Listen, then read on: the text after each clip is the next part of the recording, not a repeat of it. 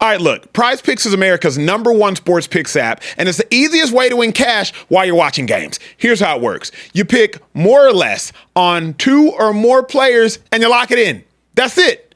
No spreadsheets, no nonsense. If player picks aren't your thing, you can also pick teams now. Winner, spread, total, all in the same map. Team picks are live in 30 states, including California, Texas, my home state, and Florida. Most importantly, new users use code Speakeasy. $5 gets you $50 in lineups for free. PrizePicks. It's good to be right. Ladies and gentlemen, welcome to the Speakeasy sophisticated Drake Talk with the best in the game. I'm the large human being nicknamed Carebear, standing behind the bar. Kieran, Hickey, Simple, and on a night where we are going to be celebrating light-skinned group leader, I am proud to announce Iceman is officially here. Come on, baby. Come on. We're also bringing the rest of the crew. Emmanuel Acho in the building. Hey, beautiful people. Y'all can be doing anything with your night. You're hanging out with us. We do not take it for granted. It's our last show of the week. Hope you've had an incredible week thus far. Treat yourself for the next hour and a half or so of this show. We consider it love. Hey, can you hit that subscribe button, please? Subscribe button, and then jam your finger on the like button. That puts our show further into the algorithm, and it helps us make more incredible content for you all. TJ Hushmanzada will be in the building. He is stuck in traffic. We'll be here in about 10 minutes, but please believe TJ Hushmanzada is on his way. With that being said, thank y'all for tuning in to the Speakeasy. Kick back, pour up a drink, send a link, and hang with your fam. Carebear, turn me up. Also joining us in the Drake Easy is another light skin, but he's not as proud, to rep the team as I am. Social Trey in the building. How we doing today, Social Trey? Listen, man, I'm feeling great. Kieran's favorite, most glazingest artist of all time. Like, can't get this shit. But y'all thought the hot dog in his mouth was crazy. You should see what he's doing to Drake right now. It's getting real freaky in the Speakeasy. The Freakeasy is going up tonight. I have on this wonderful day, on this wonderful occasion, I've listened to nothing but Drake all day long. And Social Trey pulled up to the establishment, bumping some Curtis Blow. I said a hip, a hop, a hip into the hop into the shut that shit up. Look, let's go ahead and get to it. I got a question. What's up? Why the heck aren't there any NBA games today? I'll tell you why. And actually, let's go ahead and get started in the show. There are no NBA playoff games today for one reason and one reason only. Tyrese Halliburton let the world know on X today, no playoff games because Iceman is here. Respect at NBA. Thank you so much for doing what you do. Drake froze the entire CN Tower in the city of Toronto. There are currently fireworks going off. The whole city shut down. They said his career was over. They said it was done. They said everybody quit on him.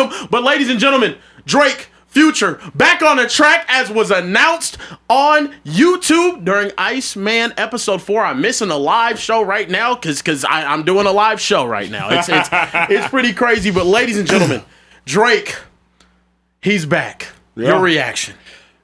Is Drake back? When you are absent for as long as Drake felt like he was absent, this is how you make a comeback. You make a comeback not just with the vocals, you make a comeback with the visuals. I mean, the production that Drake just put out, and I was watching about 3 hours of it, the production that Drake put out with the visuals plus the vocals, this is how you make a comeback to continue to solidify yourself as one of the best entertainers of the generation. Because what Drake did from a melody perspective, what he did from a beat perspective, what he did from a percussion perspective, then what he did with the visuals, to me, that was different. Also taking over the entirety of a city. So it's hard for me to deny that this is a comeback. I'm going to be excited to see how is it commercially received. Like, are people vibing with it? Are people rocking with it in the same way that I was rocking with it? I obviously, as someone who deems himself a creative, I like the creative element that Drake used, but it's going to be interesting when you just listening to it and you don't have the visuals. But I would have to say, yeah, this is a comeback. Absolutely. I mean, we're waiting for TJ to get here. He's another light skin on the team. Trey, I know you've been very boisterous, if you will. You've been very, I don't even have another word. You've been hating. You've been hating all day. How are you feeling about Drake not releasing just Iceman, but apparently releasing 3 different albums, Maid of Honor and Habibti as well? Fellas, it's going to be an interesting time here for Drake moving forward. You know, dropping all the summer smashes that you will hear in the club all summer long. So Trey.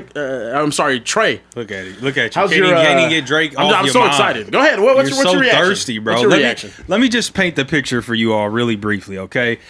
I'm headed into the studio. I'm running a little bit behind already. Traffic is bad.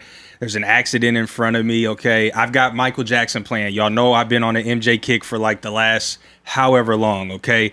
I pull up to the studio. I'm listening to Heaven Can Wait. It's a banger, just vibing out. And Kieran's parked in front of me. He gets out of the car. He walks up to me. I'm thinking, you know, he's going to greet me with some sort of pleasantry. What's up? Good to see you. I'm excited to have a great show today. You know what he says? What'd he say? 1 hour! 1 hour! Drake's dropping in 1 hour! Here I am in my Zen mode, trying to get, you know what I mean, just relax before the show and just have a nice chill night. And this is a representation of you Drake stans, and it is annoying. Let the album come out. We can be excited. I'm for all of that. Yeah. Let's anticipate. The visual album is dope. Yeah. In 2017, when Kendrick was teasing his album, I'm like, oh shit, that's gonna drop a visual album for sure. He never did it. This is super dope of Drake. I think this is gonna be really cool. Like, I'm excited to see the project. So is he back?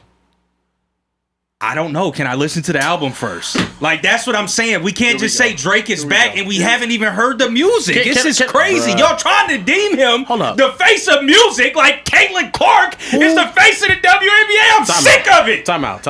I'll ask you this before I get to my point, because I have one. Okay. Oh, we know. All right. Do you think out of all of the artists that have had rollouts for their albums and whatnot over the last 3, 4, 5 years, who has had a rollout like he has had for this project? 3, 4, 5 years, nobody. Beyonce Lemonade, but that would have been 2017. I think it was 16. 16. I think it was 2016. Like Beyonce Great year for Lemonade would have been the last time I felt like a rollout like this. Yeah. Yeah. No, I have to agree. This is dope. Like I said, this is dope. I hope that it lives up to all of your expectations. I'm trying to come in as like even keeled as possible. Yeah. I'm not going to expect him to like have a album of the decade, but I'm also not expecting it to be a dud. Like, he can't come out like he just did with the Party with album and it just be a complete nasty flop. I think one of the greatest hit makers of this generation is going to have an absolute hell of an album. Central Cast, you know what to do with that freeze. I had to warm that one up. Fellas, Central they Cast, said please. Drake was dead and gone. They said his career wasn't going to be the same. And what did he do the next summer? He dropped a little side album with Party Next Door. And what were you listening to the whole summer? What's calling my phone? We in Miami turning up another night. We turning back around. Yeah, you're going to need that. You're going to need that. And I'm telling you, a May drop means one thing and one thing only. I remember when he dropped in May of 2016. I was a senior in high school, only 1 month away from graduating. And you know what we bumped that entire summer? Views!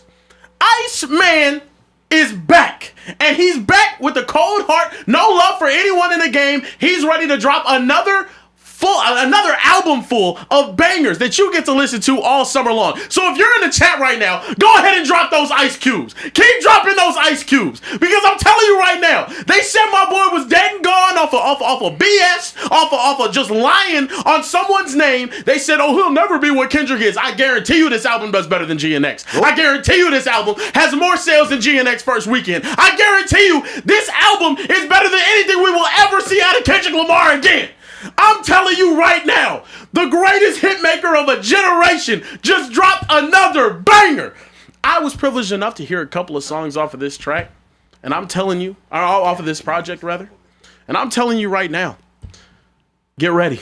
If you don't like Drake, too bad. You're going to be hearing him. If you don't mess with Drake, too bad. You're going to be seeing him. If you don't want Drake in your eardrums, too bad. He's already penetrated. And he's going to keep going all summer long. What? Fellas. What did he say? I'm so excited. Light skins, it's been a rough couple of years for us. It has been, man. We weren't. Only the side of light skin that acts like look, you. When I was growing up, light skins had it, man. 2016 to 2018, Brown, 2019. Chris Brown it was great. It was a great time.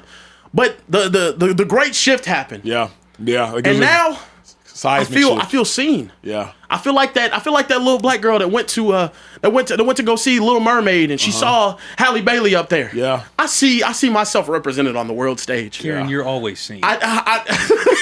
You're 6'3".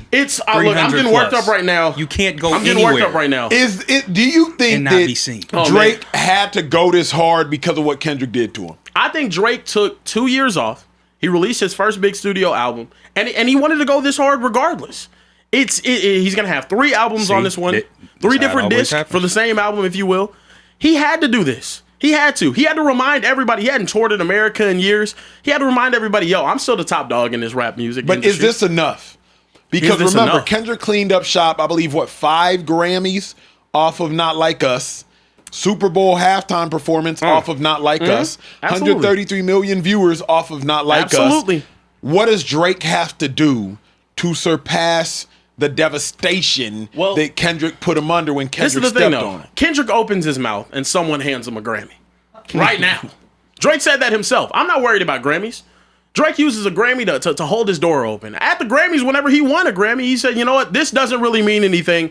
Do what you do best. And what Drake does best is make timeless music that influences an entire generation, that's going to have the entire club jumping the entire summer. I'm so excited. I have a flight to Texas tomorrow. I'm going out with my friends, and I'm telling you right now, I'm going to see people less than 24 hours after a song has been released from this album singing it word for word in the club, because that's the impact that Drake has. Is it fair for me to say this? Because as I was watching it, I was thinking, though, as much as I was rocking with what he was doing, Drake has already peaked. And the reason I think Drake has already peaked is because... This might be his peak. Here's why I push back on that. The reason I think he's already peaked is Drake entered the hip-hop era right before social media. At this junction in time, bruh, in order to have a hit, it got to be on Instagram Reels. In order to have a hit, it's got to have a TikTok dance to it. In order to have a hit, it has to have some sort of hook that has virality on social media. The market's so saturated right now that I don't know if anything off this album is going to be like One Dance. I don't know if anything off this album is going to be like Nonstop. I don't know if anything off this album is going to be a song that we playing 5, 10, 15 years from now. Because what songs that have come out in the last 3 to 5 years are we still playing? There's just still music after music after music after music after music after music. But Bieber put out 2 albums. We jamming about 2 of them still, Daisies and Yukon. But he put out about 40 tracks, and it's not like they all cut through. And the reason everybody's still playing Everything Hallelujah is just because it's an Instagram Reel song. So given the saturation of the market, do you think Drake has already seen his peak? Maybe it's not an indictment of his talent, but it's where we currently are in the market of music. I'm going to say this, and I mean this with absolutely no disrespect. For y'all's age group, maybe not. For our age group, for the mass consumer age group, for the victims of consumerism that my age group is, the Gen Zers out there, you're dead ass wrong. He absolutely will. And in the last 3 to 5 years, he has had songs that guys like listening to a little bit more. Pipe Down dropped on Certified Lover Boy. People love that song. It's an amazing song. I still listen to that song on a weekly basis. It's incredible. There is going to be so much timeless music because this week alone, did you know that almost every single one of Drake's studio albums was charting on the Billboard Top 200? No other artist in rap music was doing that. No other artist in rap music has ever done that. Kieran started from the bottom. I don't think we're going to get that from here. Marvin's Room, I don't think we're going to get that from here. A Forever, I don't think we're going to get that from here. A God's Plan, I don't think we're going to get that from here. Like, people still started from the bottom now, but I don't think we're going to get that from this album. I think that's your opinion. I think your opinion's wrong and stupid. But I'm telling you right now, you're going to get a time. There's going to be this is the thing that you got to understand about Drake. We think of Drake's music in our memories, right? I think of Marvin's Room. I think of going through that first heartbreak in high school. You know what I mean? I think of starting from the bottom. I think of getting my first job and maybe trying to get a little bit bread or maybe hustling to sell some shoes and whatnot when I was in high school. You know, when I think about the summer in my mid-20s, I'm gonna think about the Drake songs that were playing in the club. I'm gonna think about the memories that I have attached to these. This is one of the biggest rollouts in rap music history. I want you guys to understand that this isn't normal that we're talking about it like this. This isn't normal that a whole city is shut down and a CN Tower is lit up with ice. This isn't normal that there's fireworks going off in Toronto right now, celebrating a rapper's album release without hearing a song. And the world is going stupid right now. Yeah, but the city of Toronto has to do this for Drake. He was obliterated in not even one of the biggest rap beef of all time. Why was it the biggest rap beef of all time? Bigger than Nas and Jay-Z. Why was it in their prime? Why was it bigger Drake than and Kendrick went toe to toe. Why was it bigger than that? Giants. Why was it bigger than that? Battling in the Coliseum in front of the entire world. Absolutely. And Kendrick said, I can be shorter than you. Yeah. I'm still sonning you. Yeah. With your light-skinned crybaby ass. Yeah. Go sit in the corner. Can we talk and about read your this? son a book that you don't take care of. Can we talk about this? Can we talk about this? Wait. Kendrick won a battle that was unwinnable. That was unwinnable for Drake. It was unwinnable for Drake. The public. I want you to hear me out. This is where you I want you to lose hear me me. out. I want you to hear me out. Are you listening to Meet the Grams right now? Hell no, you're not listening to that. You listening to Euphoria? You're probably not really. I am. Come on, bro. Most people are not listening to Euphoria. That's cool. I am. Just not. I mean, he released some whatevers, and then he decided to make a jumpy song to whatever the most popular topic on the internet was. Now, hold up. I'm going to finish my point. When you logged onto Twitter or anywhere online where people were having discourse about the battle, in the middle of the battle, what was the entire argument? Everyone was saying, oh, Drake had that weird thing with Millie Bobby Brown. I want Kendrick to bring up this and this and this. The internet told Kendrick what to do, and he did it. He talked about him being a pedophile with no verifiable proof and whatnot. And he said it on a public stage, and then everybody that was already hating on Drake jumped on it. Was it a catchy tune? Did he win the battle? Absolutely. I'll give you that. It was an unwinnable battle because people wanted to see Drake fail.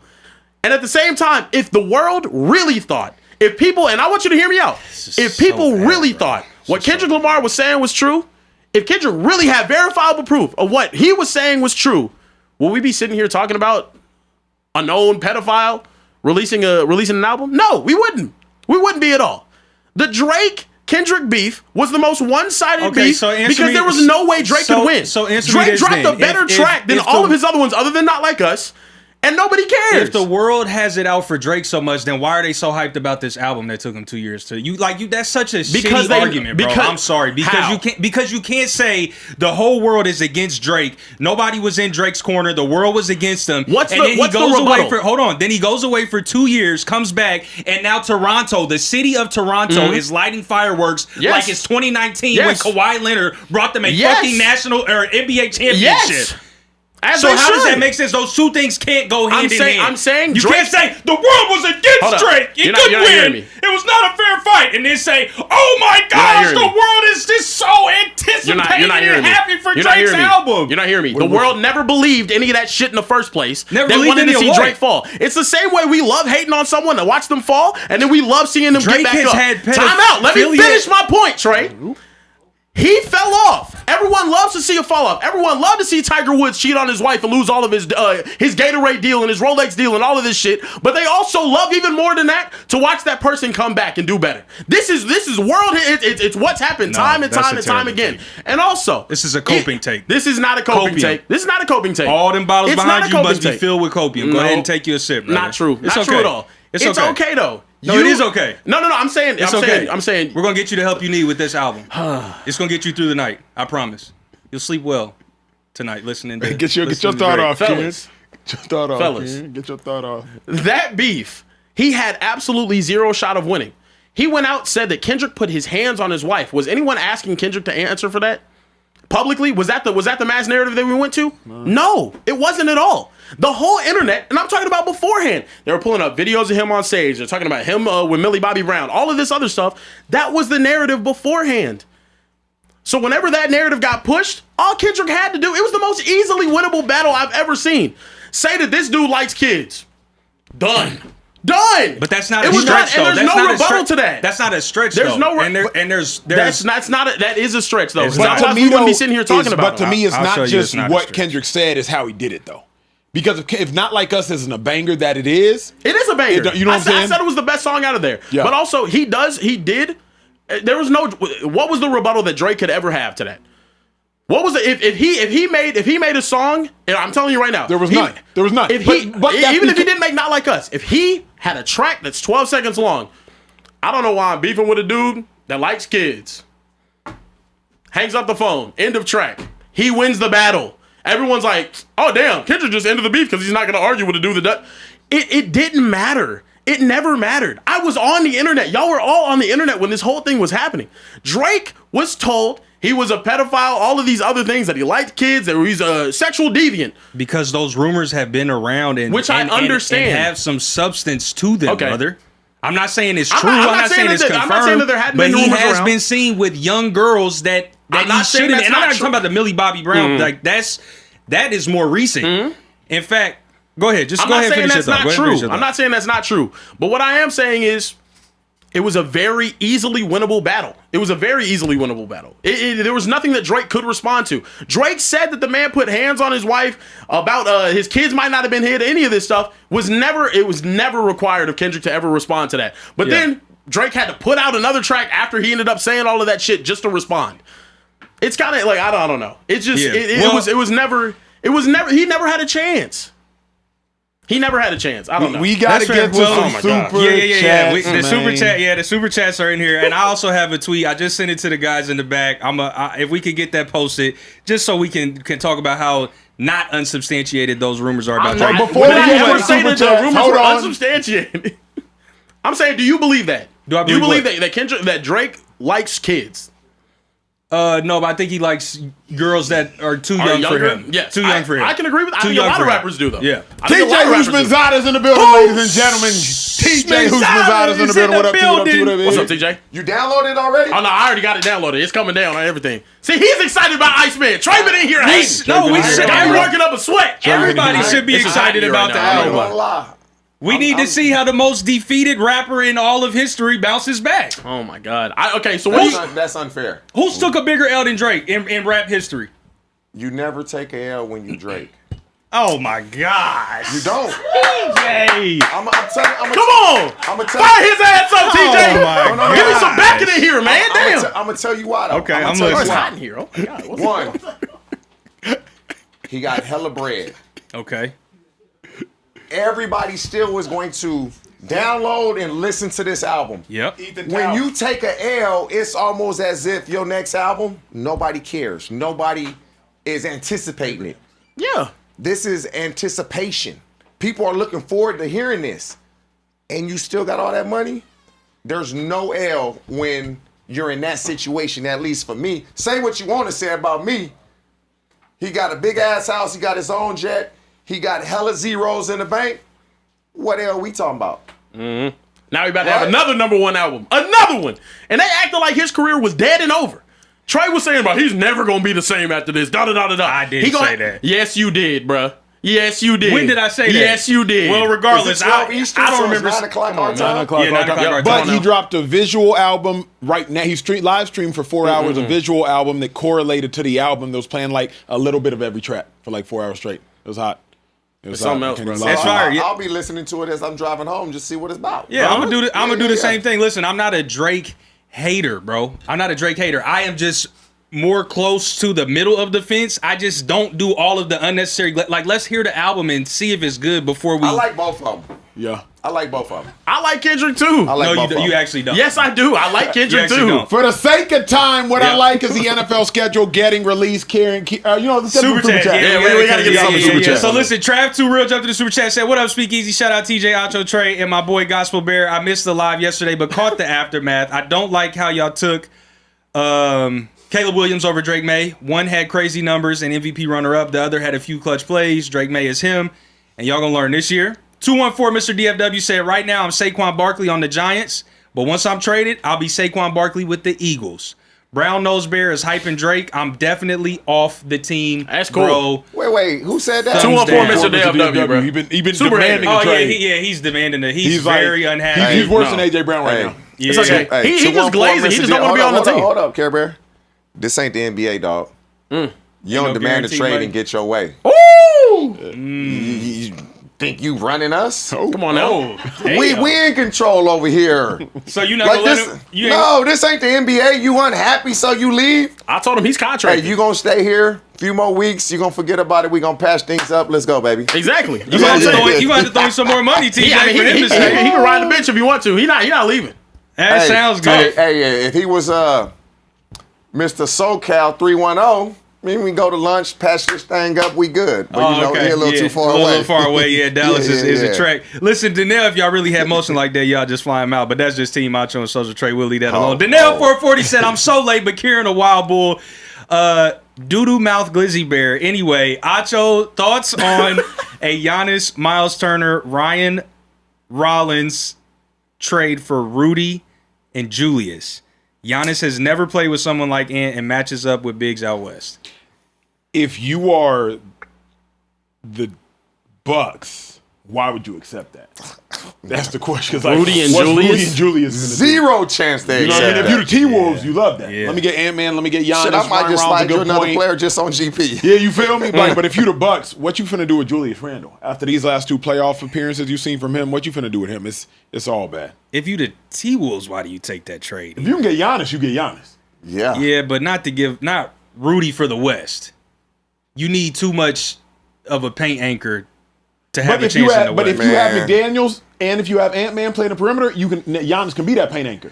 Yeah, The Bucks have not never like had Rudy, a true though. perimeter guard, Rudy- so Giannis has had to strap up on the, you know what Yeah. I'm saying, on the perimeter. Yeah, that's Hey, fair. Julius Rudy just a Randle 4-time decoy. It's hard to ignore what he does. I'm not Stephon trading both of them Castle for- guarding him. He should be punishing him in the post. Yeah.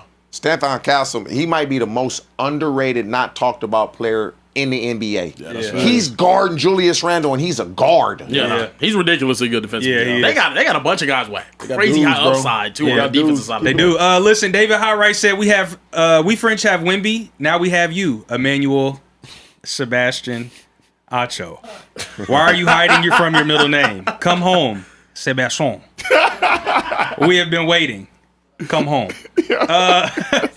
Listen, Mac Wild said, what up, Speakeasy? I normally catch the episode in the morning, but glad I caught it live tonight. Iceburger Bear, let us know your first impression of the album. Go Birds. Absolutely. Snack Prescott jumped in the super chat and said, for one, I am not Central Cast Burner. Shout out to Polar Something Bear. what Central Cast Burner would say. You know. Yeah, I agree. But the level of this writing should only ever be seen on the Orange and Black website.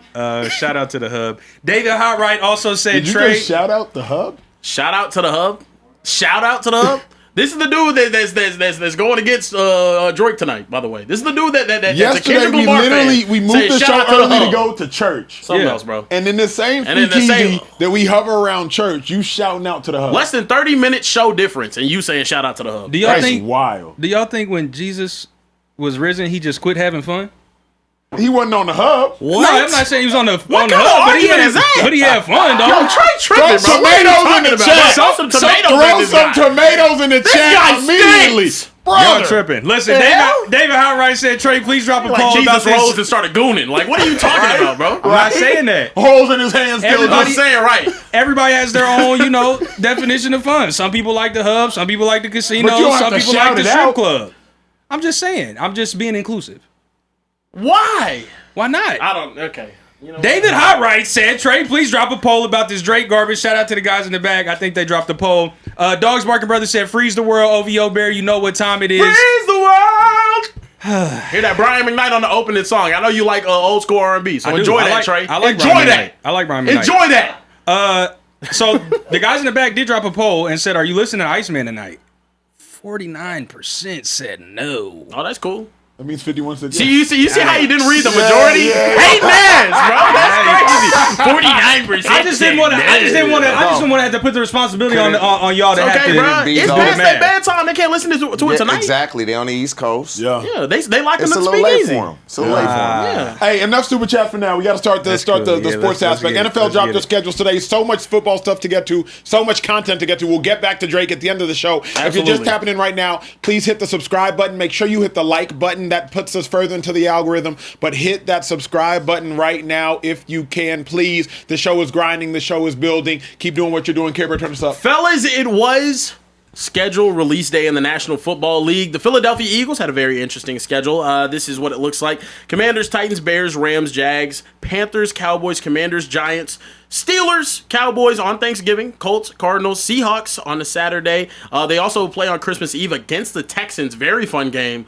At the 49ers, and then finish off their season at the Giants. Eagles fans talking about their last stretch of games. A long flight to Arizona on week 14, short week versus Seattle on a Saturday. Christmas Eve game versus the Texans 5 days later, and then fly across America to San Francisco for Sunday Night Football. Cry me a damn river. It's the NFL, for Christ's sake. What are we doing? How many wins do you guys think the Eagles will have this season? Kieran, take me back to the Eagles schedule. Yeah, got you. Rome, take this full. At least put me in it as well if y'all can in the back, Taylor.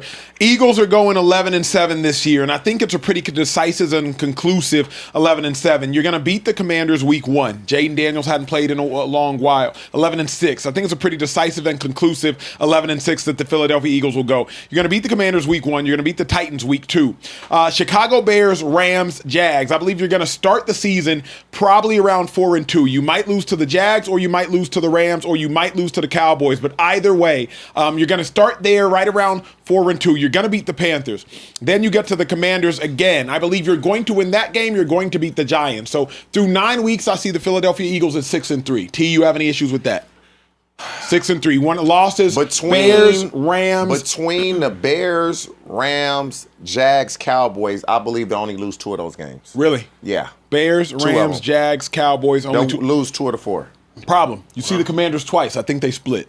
Yeah, they'll split with the You Commanders. think that's they split 3 the losses. Commanders They'll series? split with the Commanders. So those are my 3 losses. Now, if Jaden Daniels is healthy and that week 8 game he's available, yeah, I can see that. Fair. So that's where I'm at. You're 6-3 at the bye week. Steelers you're beating 7-3.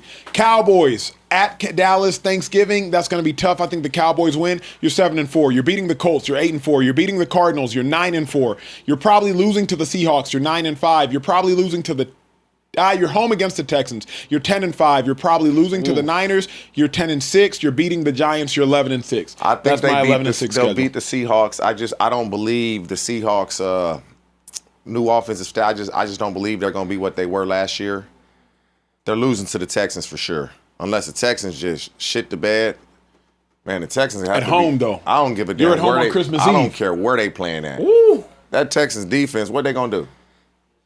If everybody is healthy and there's no catastrophic injury to one of those DNs or just anybody on defense, they so loaded, they're winning that. They're not losing back-to-back games against the Seahawks, Texans, and then you have to go play a really good 49er team, or what we perceive to be a really good 49er team. So they'll go 2-1. They may lose one of the last 4. They'll lose one of the last 4 games. See, I think they lose 2 of the last 4 games. Here's why. Week 14, y'all pay close attention to the schedule on your screens. Week 14, you're at Arizona. So you got to fly from Philly to Arizona. Then you play 5 days later. On Saturday, you play at home against Seattle. So now you fly back, short week against Seattle. After you play on Saturday, you have a shorter week because now you're playing on Christmas Eve. I believe that's another 5 days later. You're playing on Christmas Eve against the Texans. But at least you're at home. True. You're at home. But then you go back to out west. You go back to the Bay. It's Christmas Eve. So how many days between Christmas Eve until they play the 49ers? Kieran, let me get that. What day is Christmas Eve? Christmas Eve, December 24th? No. no, What day? I'm joking. What day of the week is it? It's a Thursday. So Thursday exactly. night. So now you have basically a mini bye week. Yeah. So now playing the Texans on Christmas Eve and then having to play the Niners, you're fine. Here's my problem with 10-day break. My problem with what you're saying is this. The Seahawks, the Texans, the Niners all made it further than the Eagles in the playoffs last year. Yes. I do not believe that the Philadelphia Eagles are going to play Seahawks, Texans, Niners, and win 2 of those 3 games. Because if they do, what's going to happen? You're either going to have a letdown against the Cardinals beforehand, or you're going to have a letdown against the Giants afterwards. But T, it's going to be incredibly difficult to play that. Lock in and play the Seahawks. Okay, we win. Lock in and play the Texans. Somehow we win. Lock in and play the Niners. Okay, come on, T. See, but That's unrealistic. you think Seattle's going to be better than I do. And so I don't believe it's, we got to lock in and play Seattle. Losing Kubiak, to me, is a big deal. What about the Seahawks defense? Eagles It's offense going to present is problems, but if you can't score, all we got to do is get 14, 17 points. Here's my question, OG. How are the Eagles going to be able to score? A.J. Brown, assume he is gone. Mekhi Lemon? Against who? Witherspoon? Make that make sense. How the Eagles finna score? Like Saquon Barkley, good luck. Jeff Stoutland gone. You do have a point, but they gotta if they lose or win, they're losing to the Texans unless something happens. Let me push back on that, and I'm curious your thoughts.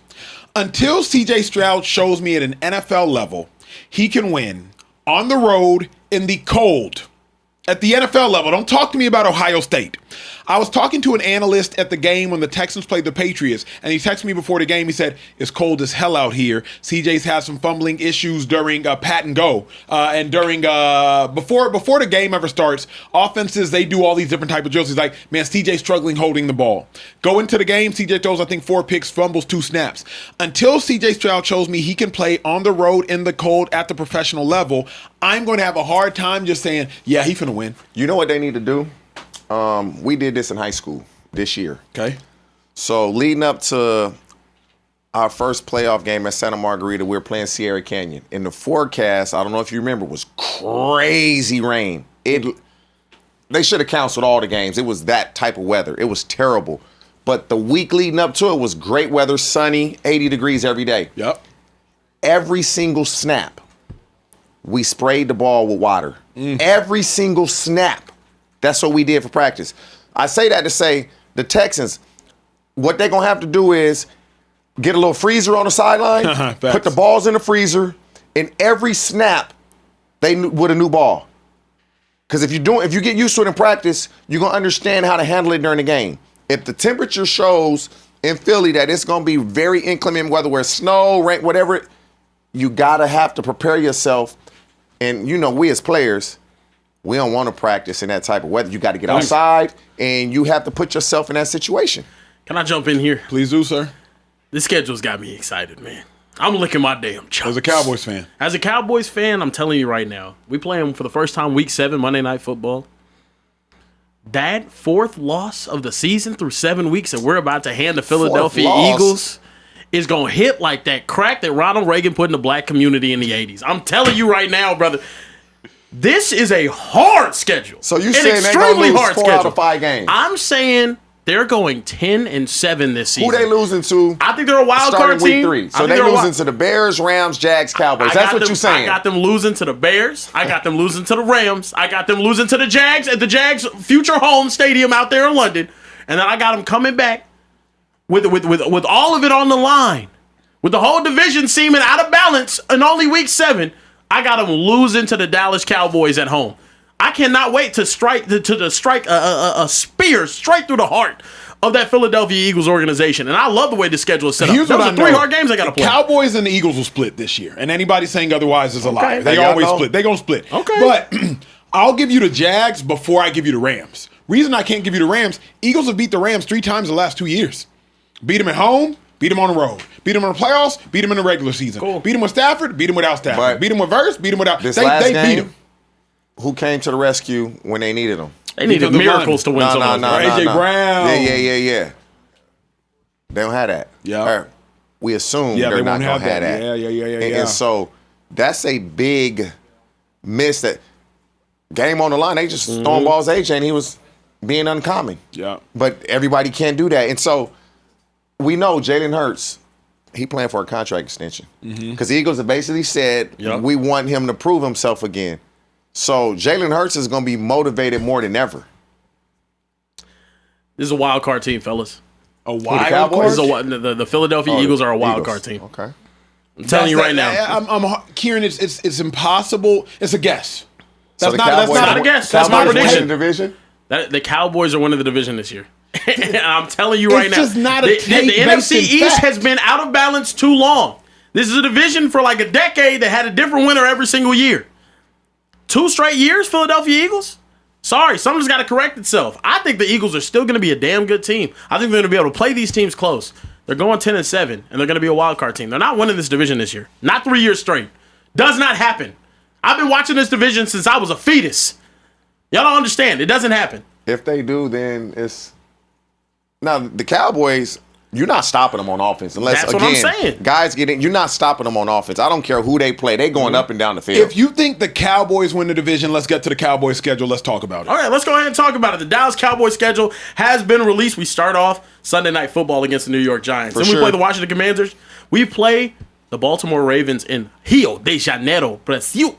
Houston Texans in Houston. It's a tough game. Tampa Bay on Thursday Night Football at Green Bay, at Philadelphia. Arizona at Indianapolis. San Francisco. Carebear. They starting 2-5.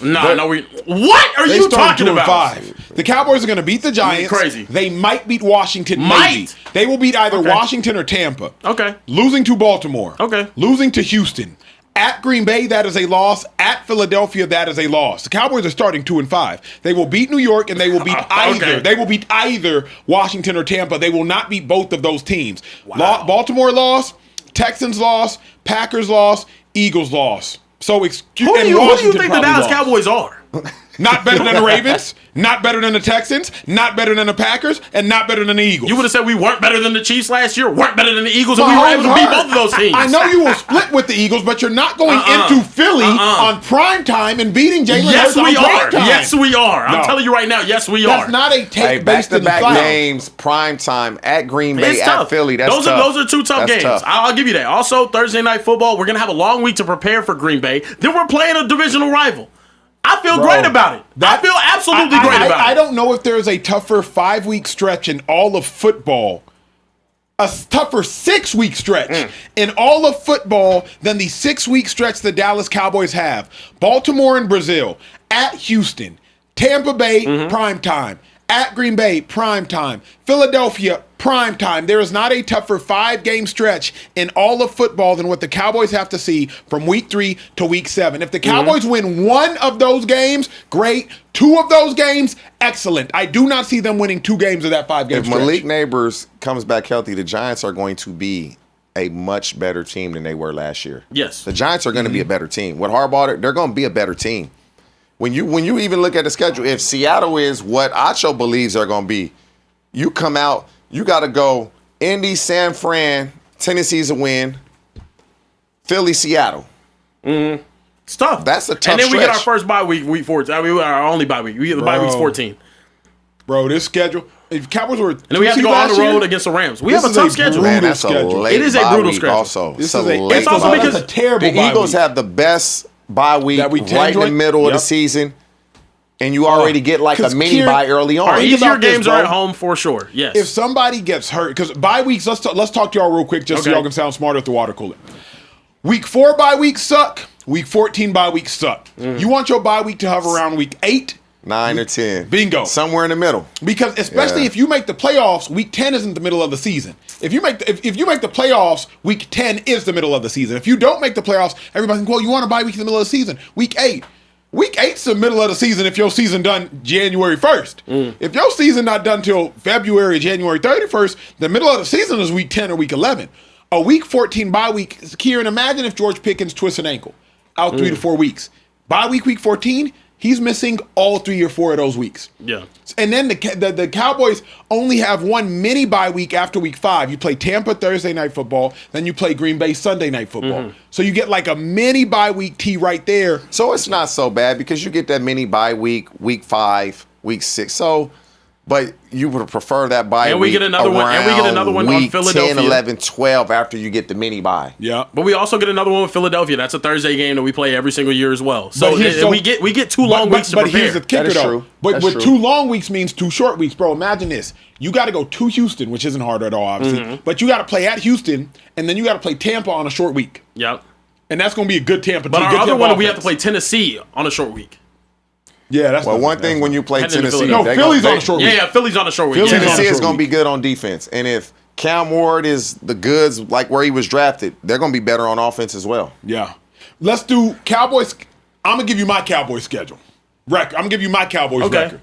Count up the wins, please, Kieran. Okay, I got you. New York week 1, dub. Washington's going to split, but I'll give this Washington dub. Ravens, L. Okay. Texans, L. Tampa, dub. Packers. You really think we lose all of our tough games? No, I'm giving y'all Okay. some.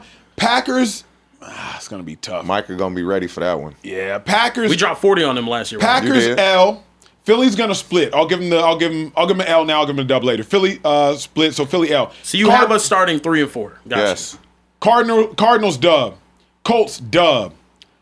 Niners at home. L. Titans dub. Eagles dub. Seahawks on the road. Let's say dub. Let's just say dub. Wow. Okay. Rams on the road. L. Jacksonville at home. Jacksonville's defense is going to be nice. L. Giants dub. Commanders dub. So you have us at 10 and 7. 10 and 7. That's fair. That seems fair. But one of those teams, like Jacksonville, had a surprise season last year. Yep. Can they be a really good team? Seattle obviously had a surprise season winning the Super Bowl. Are they going to come back the same team? One of those two teams, they're not going to be the same. But even before it's the impossible. Seahawks won the Super Bowl, they were still 10 and 7. You feel me? They just didn't make the playoffs. Yeah, 10 yeah. and 7, but Seattle, that defense is literally going to have to carry him how the Legion of Boom carried them back in the day. Yeah. That's what it's going to have to be. Yeah. Unless Fleury is just a hell of a OC that has just been biding his time being a position coach. Here's the hard part too, though, G. Ugh. Kieran, what you're not taking into account, bro, isn't just the teams, it's the style of play. Yeah. We have a lot of physical Jesse teams. Minner, Yeah. they finna be hitting. And then D'Amico, they finna be they hitting. finna be hitting. I want that Houston Balls. Texans Todd smoke. Bro, you I play, want that Houston finna be Texans. bro, you play 4 defensive-minded coaches 4 weeks in a row. Washington, Dan Quinn. Baltimore Ravens, Houston Texans, D'Amico Ryans, Todd Bowles. Bro, it's going to be nothing but cold tubs in Dallas from week 2 to week 6, bro. Okay. You don't get to play like a soft team until the Packers. Because even the Giants not going to be soft. Nah, not with Harbaugh. Bro, your first 5 weeks is finna be physical Headbangers. headbangers, bro. We play 4 straight defensive coaches. Oh, With Baltimore, Houston, Tampa Bay, and Washington with Dan Quinn. bro. I'm very excited. What record you see? I see us going 12 and 5. I see us going 12 and 5. I don't think we lose. This is the problem. This is the difference between y'all and me. I've watched my team go out there and compete against the teams that we had no shot against. Last year when we got our tie off against the Green Bay Packers, the Cowboys are about to get smacked. They're going to get ran through. It's going to be horrible. I watched my team step up to the plate. Whenever we were supposed to get smacked against the Philadelphia Eagles a week before Thanksgiving, they're going to get a mud hole stomped through them. Whenever we play against the Kansas City Chiefs and you're not supposed to go out there and win. Bro, we lose the stupid games. We lose to the Jags 2-3 years ago. We lose to the Arizona Cardinals last year. Those are the games we drop. Those are the stupid ass games we lose. We don't lose the big games. We actually show up and split those. The Cowboys have a good team, bro. We do have a good team. They have a. I'll argue we have the best. Top 4 to 5 offense, 100% guarantee. That defense Can that secondary to be decided hold up their end of the bargain? Because that front 7, the front 4 is going to be very good. Here's the Four thing, should though. be good. Let's zoom out, bro. We all the way in 2 and 4. Let's zoom out. Baltimore has a good team. Yes. The Texans have a great team. Yes. The Packers have a good team, and the Eagles have a good to really good team. Cowboys ain't the only good team around. No. They cool. But They a good team. because they're going to put pressure on the opposing offense score. to keep up. Yes. Because they're scoring. So they're going to put pressure on that opposing offense, and I believe Baltimore is going to be a really good team. But how is it Declan, the OC? How you pronounce his last name? What's it called? Baltimore's? I know you're talking about. Now, Jesse Minner's good. how is he going to be as an OC? Yeah. We don't know. He We young bull, too. don't know. And Young so bull. Lamar, can he stay healthy a full season? Declan Doyle. Declan Doyle. Yeah, Doyle, Declan. Like, the one bro. constant that Houston is going to be a hell of a game. It's gonna be tough. Green Bay It's gonna be is going to be a tough. hell of a game in Philly. Those gonna 3 be games, tough. for sure, those are going to be tough games. And Baltimore in Brazil. That's going to be, but it's gonna be The tough. We're travel, gonna be battle tested. the travel, it's early in the season. This is what people don't realize. When you installing a new offense, you know those little hand signals that we've been doing for the last 6 or 7 years? Yeah. Those are changing.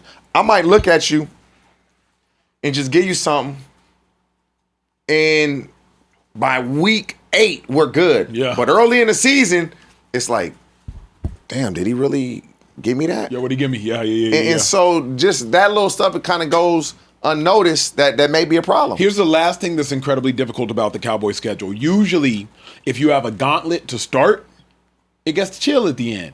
Bro, the Cowboys got to play the Eagles, then the Seahawks, then the Rams, then the Jags. Man, one of them teams going to be sorry as hell. I don't know which one, It but it can't be always happens. It Eagles, always Seahawks. happens. I don't. Somebody going to be sorry If as hell. somebody's hurt, sure. Because, what is it, 2 teams in each division that normally just kind of come out of nowhere and make the playoffs every year? Yep. 2 teams from each conference, not Each division. conference, not Yes, sir. division. Yes, each conference. Yes. Yeah. Man, we I gonna asked see. the chat. Would you ask him?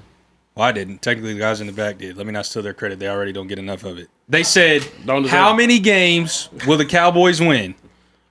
The options were 1 to 4, Yep. 9%. 5 to 8, 36. Just went down to 35%. Slow. 12 plus, 9%. Yep, fair. So the And same then 9 amount. to 11, 47%. Yeah, they'll win 9 to 11. Yeah. I think We that's go a 11 fair, and 6 with our schedule. I'm still happy with the season. That's what it should be. I think the division winner is going to be an 10 to 12 win Yeah. team in our division this year. Yeah. But Yeah. especially because we have to play the NFC West. Yeah. Playing the NFC West this year, this is our year to play against all of those teams. 3 of the teams are in the Final Four on the NFC side of the bracket. Yeah. It's going to be tough. But I will say this. I know my Cowboys. We're not going to miss the playoffs 3 straight years, especially with Dak and what we have right now on the offensive side of the ball. We're going to figure this shit out, and we're going to go to an NFC championship for the first time in my life. So you're that much more confident in your Cowboys offense than all of these defensive juggernauts you got to face. I'm confident that C.J. Stroud's not going to be able to score with us. And I'm confident that we're going to own the Texans the same way that we have owned the Texans when we play them on the field my entire life. Yes. We own the state of Texas. And we put belts on little brother over and over and over again whenever we need The to. Texans are going to have 2 to 3 bad games defensively this year. Maybe. And that's going to be one of them. That's it. Maybe. And that's going to be So, one of them. I Remember, don't know who it's going to be against. It's 2 to 3 maybe. y'all remember when the Packers were a defensive juggernaut through 5-6 weeks of the season last year? We hung 40 on them. It's different. It's different. It's different. It's different. What name of DB the Packers got? Keyshawn Nixon's their starting corner. And that was tough. He's not. Texans damn got We 2 was like, of them man, so- and no, 3 Texans are 3 amazing. starting level safeties. Did y'all talk about the run game for the Texans this upcoming season? Talk about too? a run game for the Cowboys this upcoming season? That young offensive line, a year Yeah, older? but what we didn't see from the Texans last year was Yeah. the run game, and that's going to be a lot I different think this year. that'll help. So I yeah, it's also going to help think- CJ. I also Texans might beat the hell out of the Cowboys. Texans are amazing. Yeah. Texans are This is amazing. glaze. Nah. You're on the Texans harder than on Drake. paper, they are amazing. On paper. Also, ladies and in gentlemen, real life, what happened? God it's out. bless. It's out. Make sure you guys, all 3 albums are out right now. Make sure you guys go stream Imagine that after getting the show. bodied so Let's go ahead and bad get you to the gotta super drop chats, 3 Trey. albums. That's Trey, do crazy. your damn Listen, job, Trey. Read the super chats, Trey.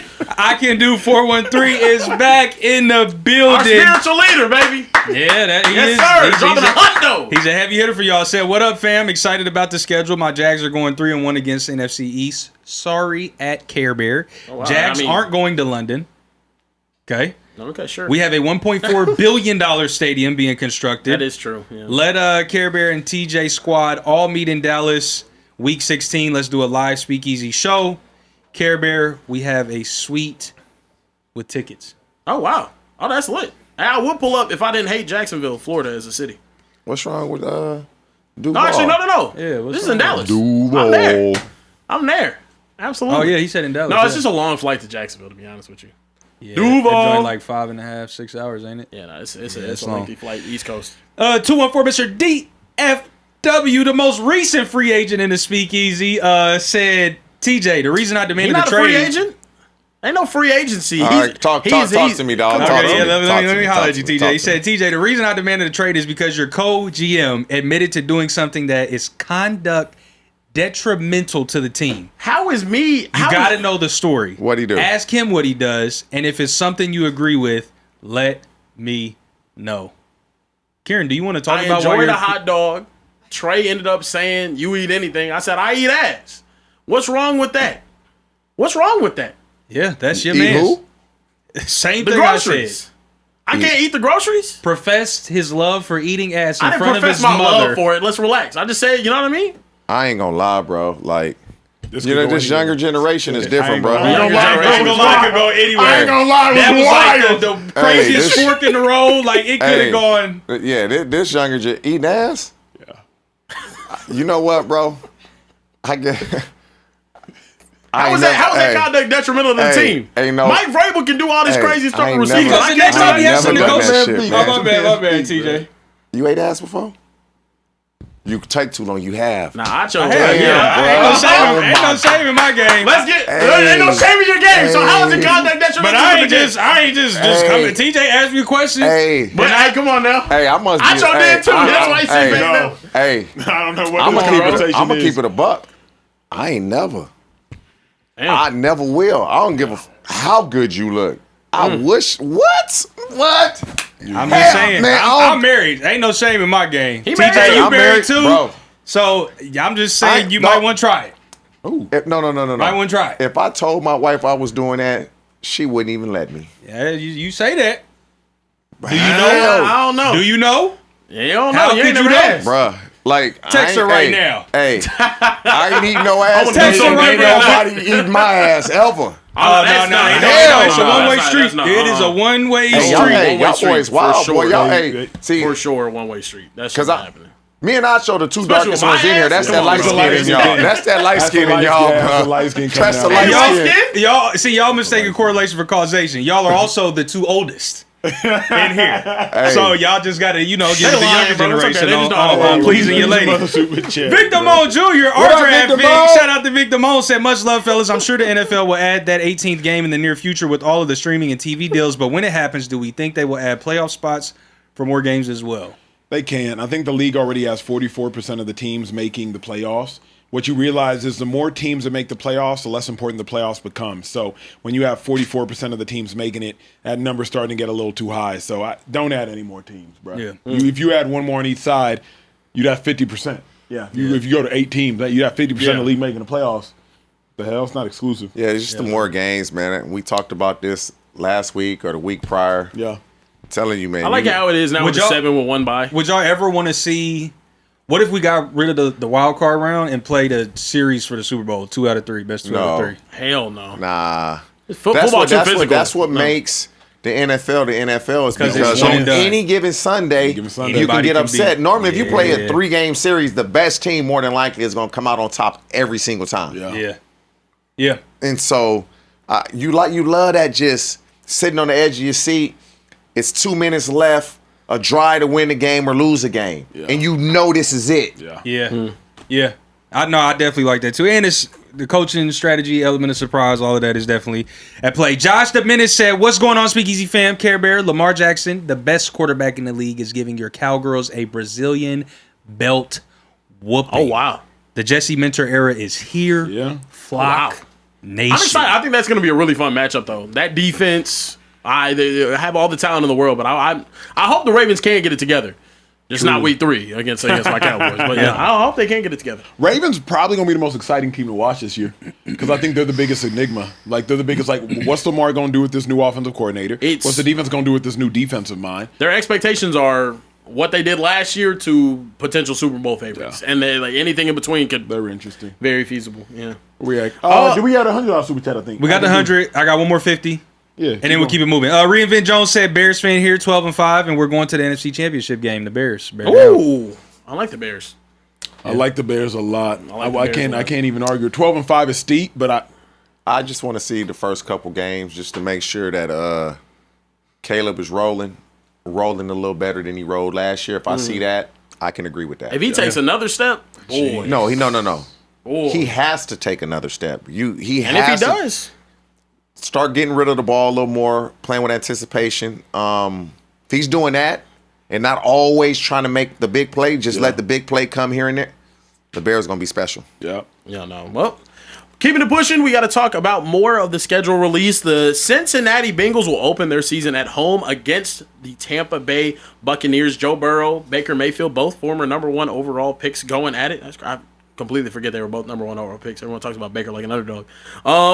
Cincinnati Bengals don't host back-to-back games until week 17 and 18 on their schedule. That is the latest that consecutive home contest has ever been played in a regular season in franchise history. Also, this is the full schedule. Fellas, how are we feeling about this team? I'll keep this up while we have the conversation. Is this Joe Burrow's last season to prove himself and potentially go, on another deep playoff run? Go ahead, T. No, last season, y'all act like he 37, 38, 39. No. Isn't he like 30 now? He young. He's young. No, this isn't his last season, but got to stay healthy the whole season. I believe he will. Yeah, he ain't turning 30 to the end of the season. Yeah. But I don't like the early bye week. We're winning week 1. May lose week 2. Beating the Steelers week 3. Beating the Jags week, nah.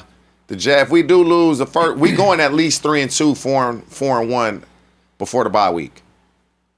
Coin flips are going to be the Jags, Steelers, Texans, because we beating the Bucks and the Dolphins for sure. And we may win 2 of those 3.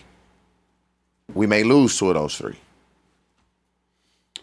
It's Joe Burrow's last year to prove himself. Nah. To be taken seriously. TJ, y'all missed the playoffs 3 consecutive seasons. Let's keep it a bean, bro.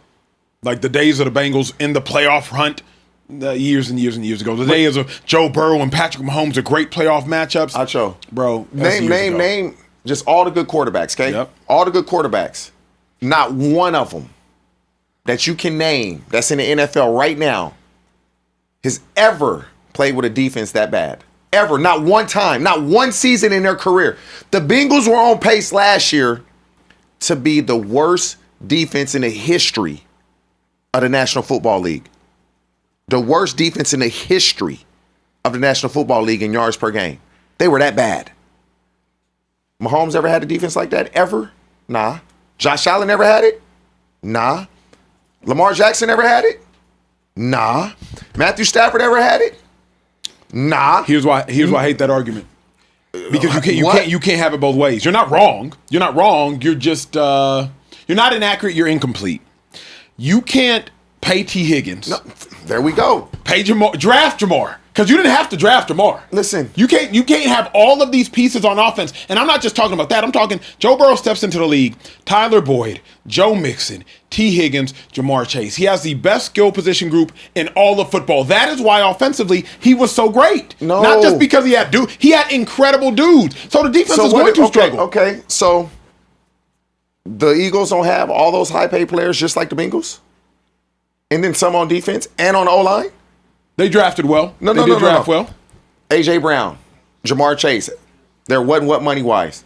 Smitty and T. Higgins, when you look at the cap, the percent of the cap. Jalen Hurts and Joe Burrow, percent of the cap. Nobody's making what Saquon is making. No tight end is making what Goddard's making. Defensively, the Eagles did draft well. Yeah, right. You're right. But, they hit on those And then picks. you go to the offensive line. The Eagles are paying 3 offensive linemen. Who are the Bengals paying? So people want to point out they paid 2 receivers. They paid 2 receivers and Joe Burrow. Who else? Not just that they paid, they prioritized. Because to me, y'all didn't prioritize Trey Hendrickson, and you could have, and you should have. Trey Hendrickson, we wanted to prioritize him, right? He wanted $30+ million. What'd he get? So it looked like the Bengals was dead on with what they was offering him. He wanted $30+ million. What'd he got? He got 28. The Bengals was offering him that. TJ, answer me this. I have never, and fact check me, people at home. You've never seen a quarterback in their prime miss the playoffs 3 years in a row. You're right. Ever. You're and right. Joe Burrow's not the only guy to ever have a bad defense. Yeah, Dak Prescott had a terrible defense too, and he's had a couple of them. You've never seen a quarterback in their prime. Ever. Not historically a bad defense. All those quarterbacks that I just named, and there's more, have never had a defense like that. Not one season in their career. Ever. Ever. Because if they do, they're not making the playoffs.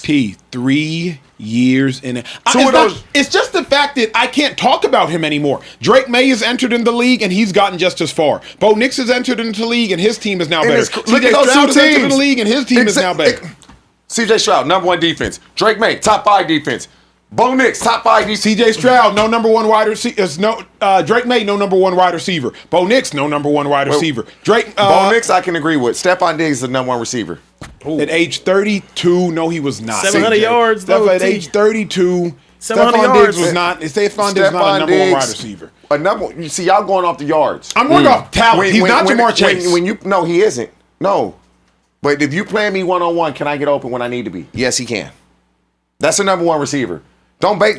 That's the number one receiver. Are you getting open when I need a play to be in made? this era of the AFC, Stephon Diggs is not a number one wide receiver because Stephon Diggs cannot beat Derek Stingley. Stephon Diggs cannot beat Pat Surtain. Stephon Diggs cannot beat Christian Gonzalez. Stephon Diggs can't beat Devin Witherspoon. In this era, he's not a number one wide receiver. I just hate when Bengals fans try to say, woe is me about the defense, but don't acknowledge, bruh.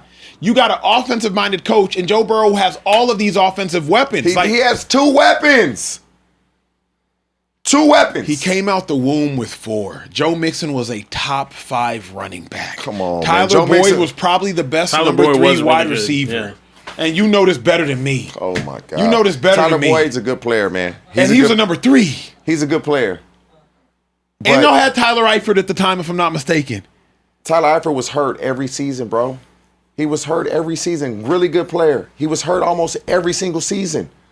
There's no football. That's why football is an ultimate team game. Yes, Joe Burrow has to get to the playoffs. More than he just got to stay healthy. If he Correct. stays healthy, he's should getting get to the playoffs. Yep, I agree with that. But you can't. How we lose to the Bears? How we lose to the Bears? Oh, defense. I mean, yeah, should have won that game. Yeah, that was Like really there's bad. so many games that it's like, let's go back. How they lose to the Chiefs? Like, bro, game over. It's fourth and Burrow what? fumbled 17. too, though. Talk about the fumble. Talk about the fumble. He can't. It's 4th and 17, bro. Game's over. Worst defense Game's in the over. league in like damn near every statistical The category. Cowboys defense was atrocious. It was right there with them. It was right there with And them. they though. did exactly what the Bengals did. Watch Yeah. the But playoffs. Joe Burrow Yeah. is supposed to be better than that. I'm simply saying this, T. If the Bengals miss the playoffs 4 years in a row, can we just not talk about Joe Burrow again until he makes it? We just have to put 4 things. years? You got to put things in context because there's no player. I don't care how good you are. If your defense is not, when the Bengals went to the Super Bowl, do you know what the defense was ranked? I do. 26th? No, 24th? they were, Was that they bad? were like 18th? No, they were like 17 and 19 in between that, I believe. They weren't even top 10. They went to Super Bowl. So he's shown you, you give me a decent defense, we going places. A decent defense. Just give me some stops here and there. But here's They the also thing, had the though. worst rushing defense in the league, which is the worst place you could be in. Yeah, but to me, I'm not even mad at last year. If it's 1 year, it's not a conversation. Kim, they missed it 3 years in a row. You can graduate college in 3 years, bro. 3 Yeah. years? I mean, it's more The so. average NFL career is 3.3 years. They've missed an NFL career worth of playoffs. It's more so to do with his injuries, I think, than anything else. But also, this past year, this was bad. Like, this was a horrible situation defensively that they had. Absolutely, it has There's been. really no injuries, and the Commanders is the only team that gave up more yards. Yeah. And the Commanders were decimated with injuries. Yeah. Like that's historically bad. Yeah. Here's the reason why, and one, stats don't tell the whole story. But if we're looking at yards, the second worst, but they gave Points up per game, 380 second worst. yards. The Bears gave up 360 yards a game. So 2 first downs. Bears gave up 2 first downs less a game, and the Bears They were also went giving to up playoffs. almost a touchdown less points per game, though. Like the But Bengals are letting people finish. But everything drives. is context too, because a really good relief to a bad defense is a good offense. Because if you got the ball and you taking long drives and long drives and long drives and long drives and long drives and long drives, you can mask We're a not bad taking long defense. drives. We scoring right away. We scoring too fast. That's We partially play the Bears. problematic. You point out the Bears. That's a game the Bengals should have won easily. Like, game over. Like, you really, was it Coastal Loveland or Cole Kmet? Did they think it was Coastal Loveland? Mm-hmm. Like, did you just really let them complete this pass? Like, and so that the Bengals defense is going to be better. Second year without Golden, they're going to be better. We're going to be better defensively. They were ranked 20th in scoring defense in 2023, 26th in scoring defense in 2024, and then this past year 31st in scoring defense. And yeah, not good. I mean, they've consistently got worse though on the defensive side of the ball year after year as well. And can you too. look at all the playoff teams? Where was the lowest one defensively? Where were they ranked? Was it the in Bears? points per game? Where was it? The Bears? I believe it was. Yeah, it was the Bears. It was the Bears averaging 24 points per game this past season. And where did that put them? That put them. I believe they were. One second. They were 23rd. So right around when Joe took them to the Super Bowl, about give or take. Yeah. Yeah. It's nothing. You have a point though. You do have a point. Like, because I'm not You disagreeing do. with nothing you're saying. If he's healthy though, all of those close games you like to think maybe even the game where Joe Flacco's in there and whatnot for a stretch. They essentially gave 2 games away when what's his name started, the other quarterback, the young one that they Jake Browning. Yeah. They gave games away. They were still within the mix. If he's healthy that season, they could probably make the playoffs. It just comes down to this for me. In the history of football, or at least since the turn of the century, you haven't seen a quarterback of Joe Burrow's stature in his prime miss the playoffs 2 years in a row. Not Rodgers, not Manning, not Brady, not Roethlisberger. Like, not Russ, not Mahomes, not Lamar. The organizations, you just don't see it. Them organizations. And when they traded for Dexter Lawrence, that shows me they know Joe pissed off. Mm-hmm. They know that it's going to be some requests made had they not done that and the defense played bad again, another season like that. And so at this point, the front office and the Bengals have done everything that they can. It's up to the player. And so I do agree with you to a certain degree. Just be top 20. That's it.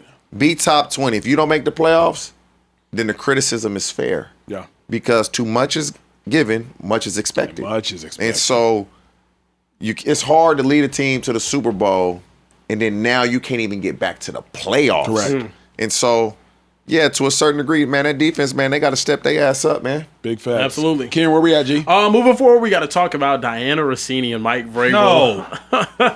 No. Look. No.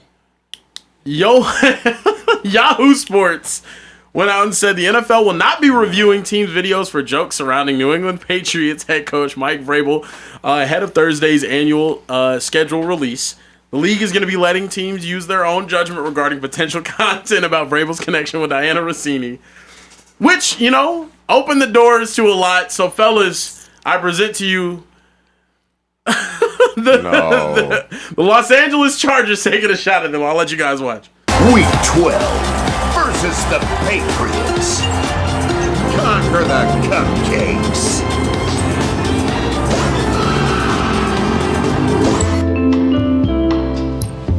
That music?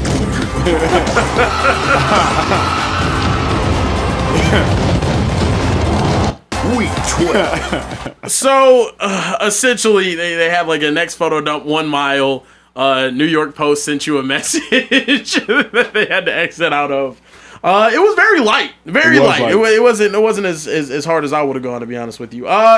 Will Mike Vrabel's drama though impact the Patriots this season and their record? Their schedule was also released today with a lot of big games. I mean, I think we have to to answer the question. I don't know that the Mike Vrabel drama will directly impact the season, but the season's going to be impacted because they were the 1 seed last year, and when you're the 1 seed, you got to play other 1 seeds. And not only they got to play other 1 seeds, it looks like they got to play the NFC North: Packers, Lions, Bears, etc. If I'm not mistaken. And so when you look at their schedule, at Seahawks, that's going to be tough. That Super Bowl rematch. They'll beat the Steelers. Jags, Bills, they're losing one of those 2 games, if not both. Raiders, they're beating. Jets, they're beating. Bears, they're probably losing 2. Dolphins, they're beating. Packers, they're beating. Lions in Germany, they're probably losing 2. And we don't know what the Lions are going to be this year. We think they're going to be good. But losing Ben Johnson offensively, they were kind of all over the place last year. So this is going to be a pivotal year for Detroit. Chargers, that'll be a tough matchup at Sunday Night Football.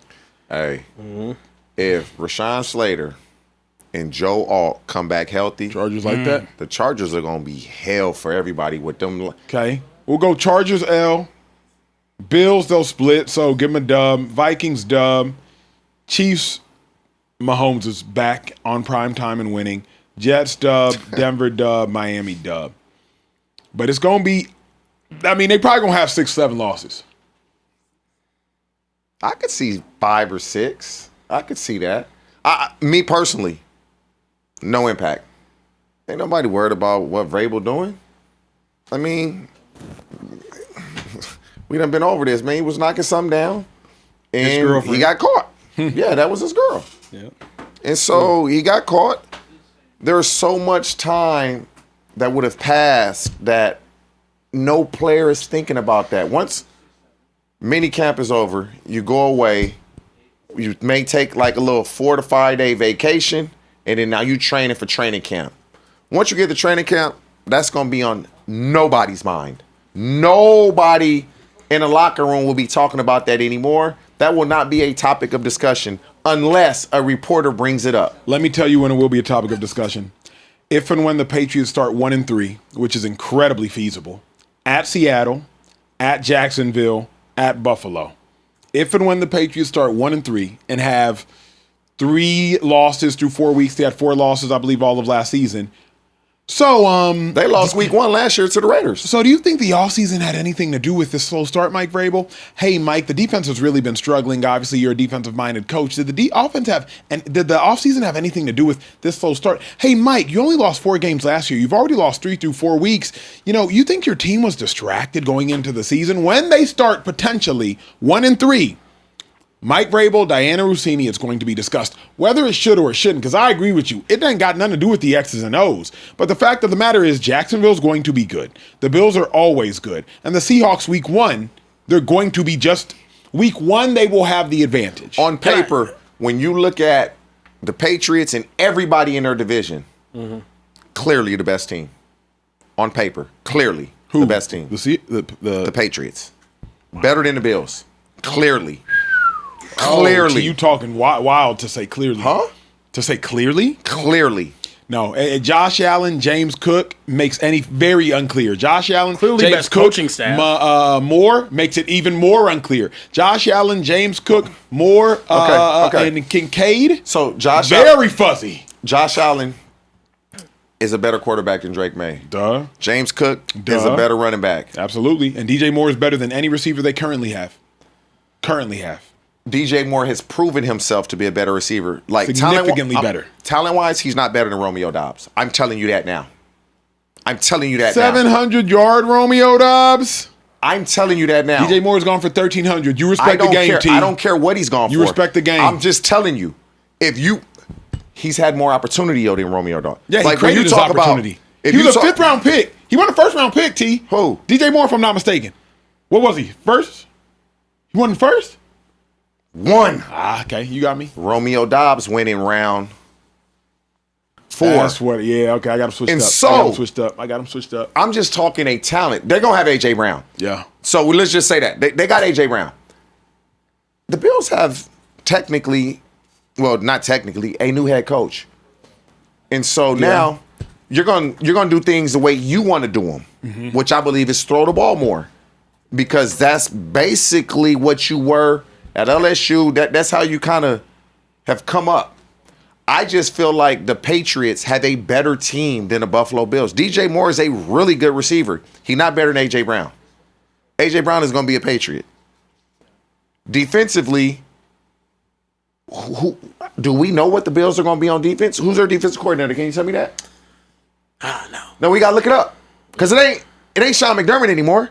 When Sean McDermott is calling that defense, we know what they bring into the table. We don't know what they're going to be on defense. And so... Oh, Jim Leonard. It is Jim. Yeah, Jim Leonard. Have we seen Jim Leonard call a defense in the NFL?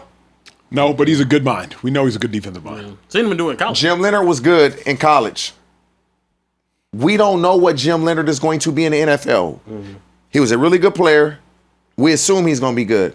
But you know what they say when you assume. And so I believe the Patriots have the best roster. They do. The Patriots have nobody that scares you outside of Drake May on offense. And who the Bills have that scares you? James Cook. He better put fear in your eyes. He led the league last year, if I'm not mistaken. James Cook, I'll just say this right now, will not have the season he had last year. I'll tell you that now. You're just talking, T. No, I'm not just talking. They're not going to run the ball. Like, the reason Sean McDermott is no longer the coach is because he was forcing them to run the ball more than they wanted to. That's a fact. Okay. That's not they wanted to throw the ball more. The OC was forced to run it more than he wanted to. So James Cook he's not going to get those type of carries again. He's just not. Buffalo was running the ball. I'm watching it. Damn, they running it again? That's how McDermott wanted to play. If you and I are drafting skilled players from the two teams, you get first pick. Who you taking? A.J. Brown. Oh, He's well, not he's there not on the yet. team. He's not there. Don't cheat. All right, I'm taking Romeo Dobbs. You sound crazy, TT. Come I on, am. bro. I can give you an all-pro James Cook. I can give you I'm a not top 10 taking- wide receiver. I'm not taking a running back 'cause if DJ my- Moore, if and you're my- going to if- go take Romeo Dobbs. If my O-line is good, I'm running the ball. You just took the number 3 wide receiver for the Packers. That's what you just did. For James Cook, though. It's Over crazy. DJ Moore. He took the number 3 wide receiver for the Man, Packers over DJ Moore. You're going to make me call somebody and be like, who a better receiver? Uh-oh. You're going to make me call somebody. Call him. I'm going to do it right now. Oh, man. I ain't going to say his name either. I'm not saying his name. Go ahead. His voice, does he have a distinct Romeo voice? Dobbs Romeo Dobbs is over. Real quick, for the sake of this in the chat, DJ pull Moore. up Romeo Dobbs' numbers. Just It 'cause in ain't- case y'all don't know Dobbs. It ain't about the numbers. Let me just tell y'all, let me just fill y'all in on Romeo And I Dobbs hate to do this. statistically. I really don't hope he answer. Romeo Dobbs has 724 Hey, yards. real quick. I'm going to just ask you one question real quick. If you had to take, and just give me, if you had to take a pick, who you taking? Romeo Dobbs or DJ Moore as a receiver? Who you taking? Romeo Dobbs. Thank you. Bye. Wow. Come on, bro. Wow. You see how fast he he answered could have that? called the son. That wasn't his That son. ain't my He son. could have called Crew. I met Crew yesterday. That He wasn't could have Crew's called voice. his teenage son. It had a little too much bass in the Did you voice. see how fast he answered that? Had a little Did too you much see how bass in the fast he voice. answered that? Hold on. I'm telling you, Uh-oh, bro. Karen, bro, what we got? We got? 2025 regular season stats. Okay, here we go. I know Romeo his- Dobbs, Yep. 55 catches, 724 yards, 6 touchdowns, with Okay. 13.2 yard average. DJ Moore. DJ Moore, 50 touchdowns, Ooh. 682 yards, 6 touchdowns. Can we look And at their way previous more- 4 years? No, wait. Uh-oh. DJ Morris had Wait. way more opportunity. I'm trying Romeo to. Dobbs is 3 years younger than him.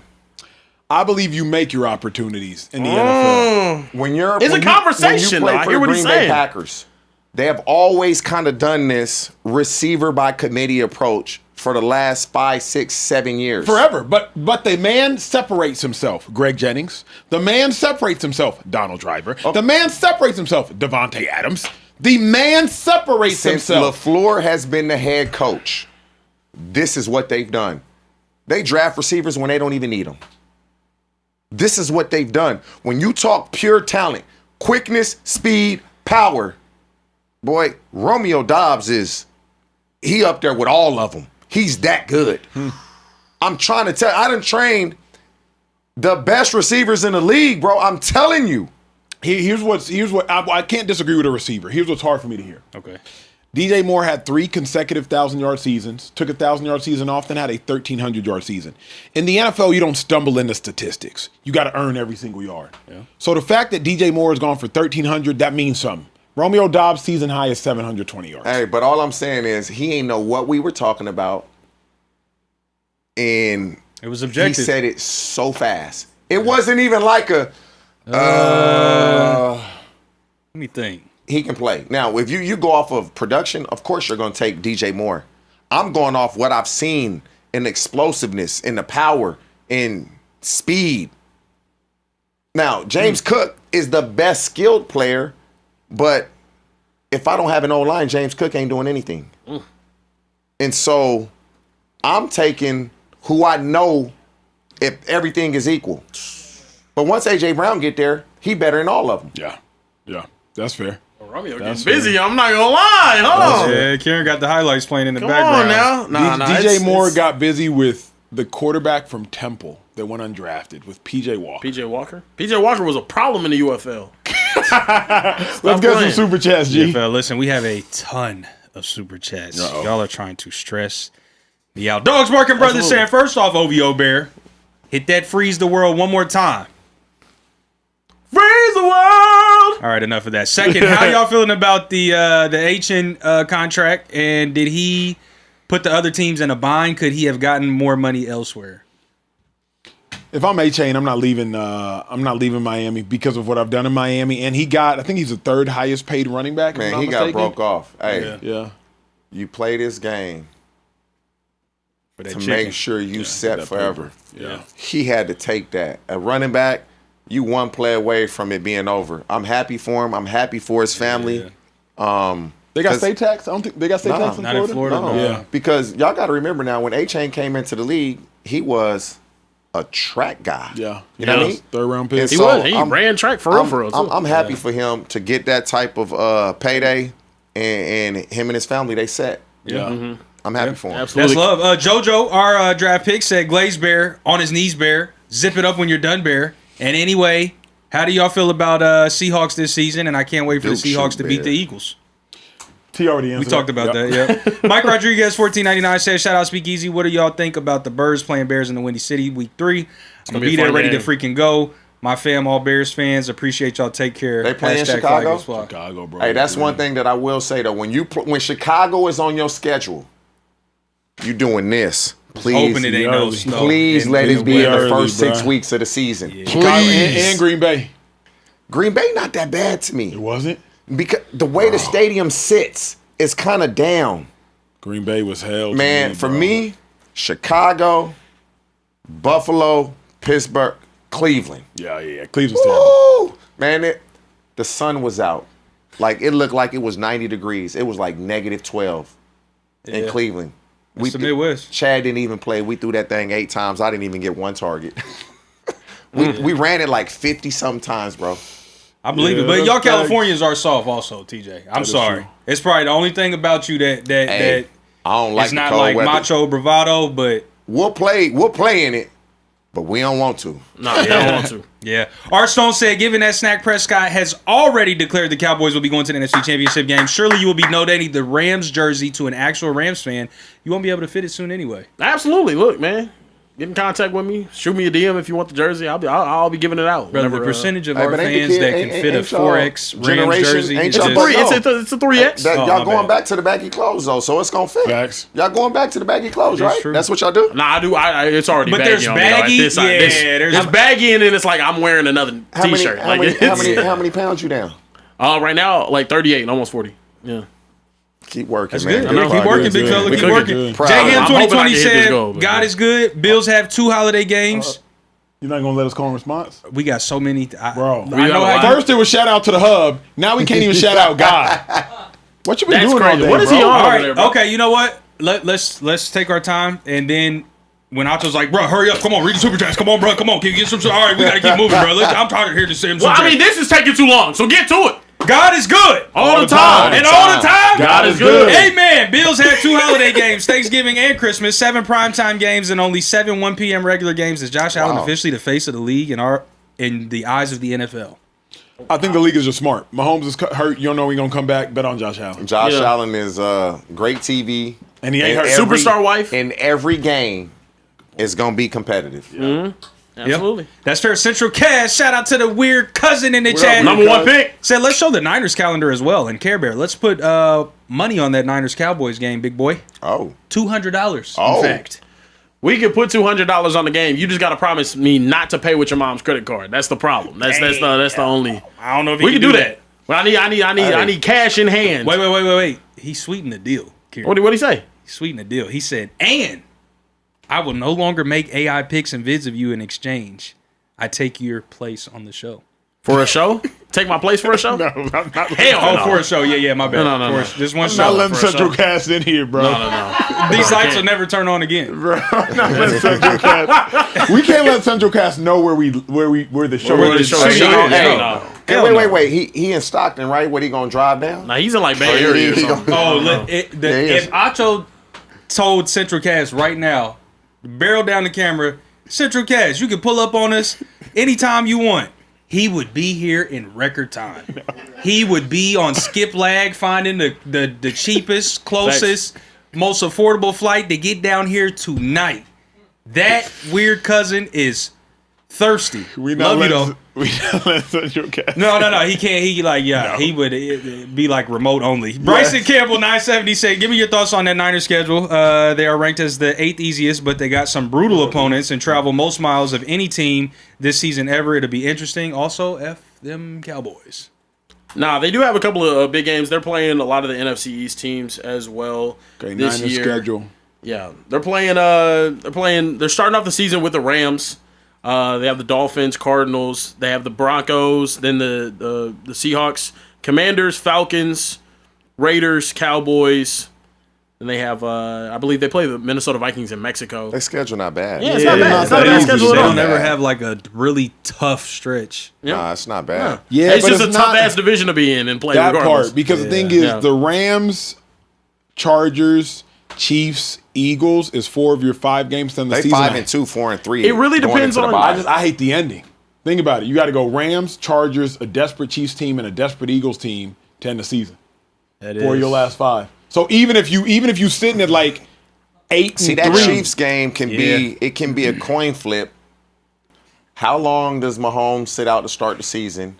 And if it's a lot, where are they at in December? Yeah, to is he where, still playing Is or- he still playing because they've gotten behind the 8 ball? So you don't know. The toughness of their schedule is also very dependent on how good the NFC East is this year. If it's an up year for the NFC East, boy, tough. Because if the Commanders show up, JD5's healthy, the Giants take that next step offensively with their young offense. Acho Stefanski It could be- and the it could be a Falcons, real tough schedule. You know, show up and do I big mean, things. nobody like worry he about no damn anticipates. Stefanski, bro. How would you bring that up? I'm sorry. Michael Pang said, since the start of the franchise, my Houston Texans have had more success than the Cowgirls. H-Town, hold it down. R. Stone also said, I've heard a whole lot of bear claw glazing all week. It seems, please keep in mind, the Bears won the North but was swept by my Lions. Hashtag one pride. Who will be the unexpected team that will start tanking for the 2027 quarterback class? Ooh, someone's really going to do good it. question. This is a good question. I the got one Cardinals? in mind right now. That's who came to mind first. Because they don't have a quarterback. Cardinals. It has to They be the have Cardinals. nothing. It would have to be a team that is so quarterback needy.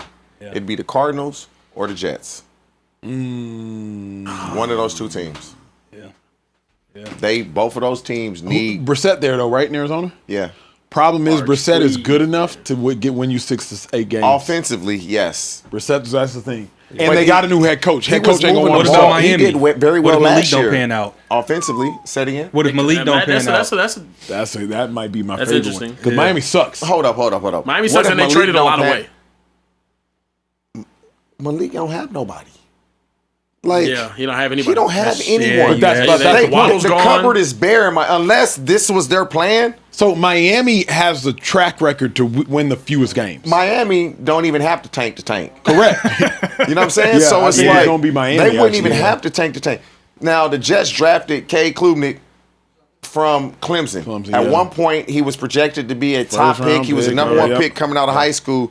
But if he shows that he can't play in the capital that they have getting ready for this next draft, it has to be one of those two teams. the Miami Cardinals wins and 3 Jets. games this season. Yeah, Miami's schedule is not. tough. It's They win- not they'll win it 3 either. games this I mean, season. they're lucky they're in the same division as the Jets. Can but we- that might be an inter division battle for anybody in for here- having ass off. The ass and then, off, the yeah. ass Can off. anybody in here name the starting receivers from the Dolphins right now without looking at Malik Washington. Yep. Cannot. That's what I'm saying. Like, Yeah, they're just going to be bad. we've already lost. Yeah. Yeah. Yeah, I just We don't Yeah, know. Tutu Atwell and Jalen Tolbert. Oh, they got October now? Well, Yeah. keep going, G. Listen, Victor Moan Jr. dropped another super chat and said, "Is Joe Burrow the Joel Embiid of the NFL?" It's a phenomenal take. That is a phenomenal take. Hell nah. How can you TJ, say you no? biased. That's a phenomenal Joel Embiid take. ain't never been to a finals. He Lamar Jackson. Nah, but what's his name ain't got an All-Pro. Joe Burrow ain't even got an All-Pro. Joel Embiid got an MVP. He does. Lamar got an MVP. I think Joel Embiid and Lamar are a lot closer. Lamar just not as hurt as Joel, but both Nah, MVPs, Burrow both is not been able to hurt, make though. it. Yeah, Burrow is hurt. Burrow's all the time. that's a great. Burrow is hurt. But You know what's crazy? The fact that I don't Joe know. Burrow doesn't have an all-pro is wild, It's to wild. me. It's wild to me. Well, it took the reason why he didn't There was get some one. undertone to that, Acho. That's wild to me. Well, hold on, he doesn't have a second As a team voter, All-Pro? it was some. I think I voted. No, I don't have a second. Okay, how did he not have? Because their team didn't win enough. He had the third best season 2 years ago, I think he behind was Lamar and offensive Josh. player of. No, Saquon was offensive player of the year. No. So you think Joe 2 years Burrow ago. not having an Joe all-pro would, Burrow- like, hurt him getting into the Hall of Fame? Yeah, bro. Joe Burrow's gonna be forgotten, But unless he does something Eli quickly. Manning he's don't gonna have an all-pro? Would you say he won 2 Super Bowls? be- and MVPs. Yeah, Joe Burrow ain't got one. He got all pro. Don't waste your time looking. It ain't that listen, much. I'm trying to see who the quarterbacks were that ended up getting it. Oh, because we only 'Cause it got was one. the- Yeah, I mean Yeah, that's it was tough. that- it was that he had MVP an debate. All-Pro caliber season in 24. It's just Lamar had 41 touchdowns and 4 picks, and Josh won an MVP. Yeah. So it's just he had an incredible season though in 24. He did. Yeah. I don't know. Citricast also said, will y'all also have Sherm on the show? He's a huge Niner and Seahawks fan, so I want to see his perspective when it's that week and see his reaction. Yeah, Sherman, he doing his own thing, though. Sherman Yeah. got a pod. Yeah. Javante Carver says, shout out to my guys, but I think the Broncos beat the Patriots. Sean Payton has another weapon for Bo Nix this offseason, and their Does. defense is still nice. They might be my favorite out the AFC. I'm not mad at that take. The Broncos going to be tough. Yep. With Broncos will Jalen be Waddle, tough. now they got that deep threat. They're going to be tough. No. Look, mad at that speaking take at all. of the Broncos, we got to talk about the Christmas Do it. Day schedule. Fellas, the NFL is completely taking over Christmas, and I think the NBA will be buried for the foreseeable future. Yeah. Green Bay versus Chicago. Buffalo versus Denver, a rematch of the playoff matchup. And then the Los Angeles Rams taking on the Seattle Seahawks. We have an NFC conference or NFC championship rematch and the AFC divisional rematch. Also an NFC divisional rematch between our wild card matchup between Green Bay and Chicago. This is going to be an incredible schedule on Christmas Day. Do you guys have faith, though? We'll focus on that last game. Do you guys have more faith in the Rams or the Seahawks heading into this next season? You already know what I'm saying. Yeah. I think there's no question it's the Rams. It ain't even close. It's not close. The Rams return. They just got Trent Everything. McDuffie. They got everything The back. Rams Plus they added to their returned- defense. A really, really, really good defense and added a really, really, really good player to that defense. The same offense. The same guy calling the plays. Seattle has a guy that's never called plays. And so I'm going with, for sure, the Rams. Now, those games look like all three will be super competitive. Now, can we get towards the end of the season and it's likely one of those teams will not be as good as we assume and expect them to be, but I'm certain the Rams going to be right there when it matters. Unless Stafford goes down, they're going to be right there. Hard to argue with TJ. I love Seattle. I love what Seattle's doing. I love what Seattle's bringing back. Defensively, Seattle's bringing back the same squad. They bring back the same squad. But the reason the Seahawks beat the Rams wasn't because of defense more often than not.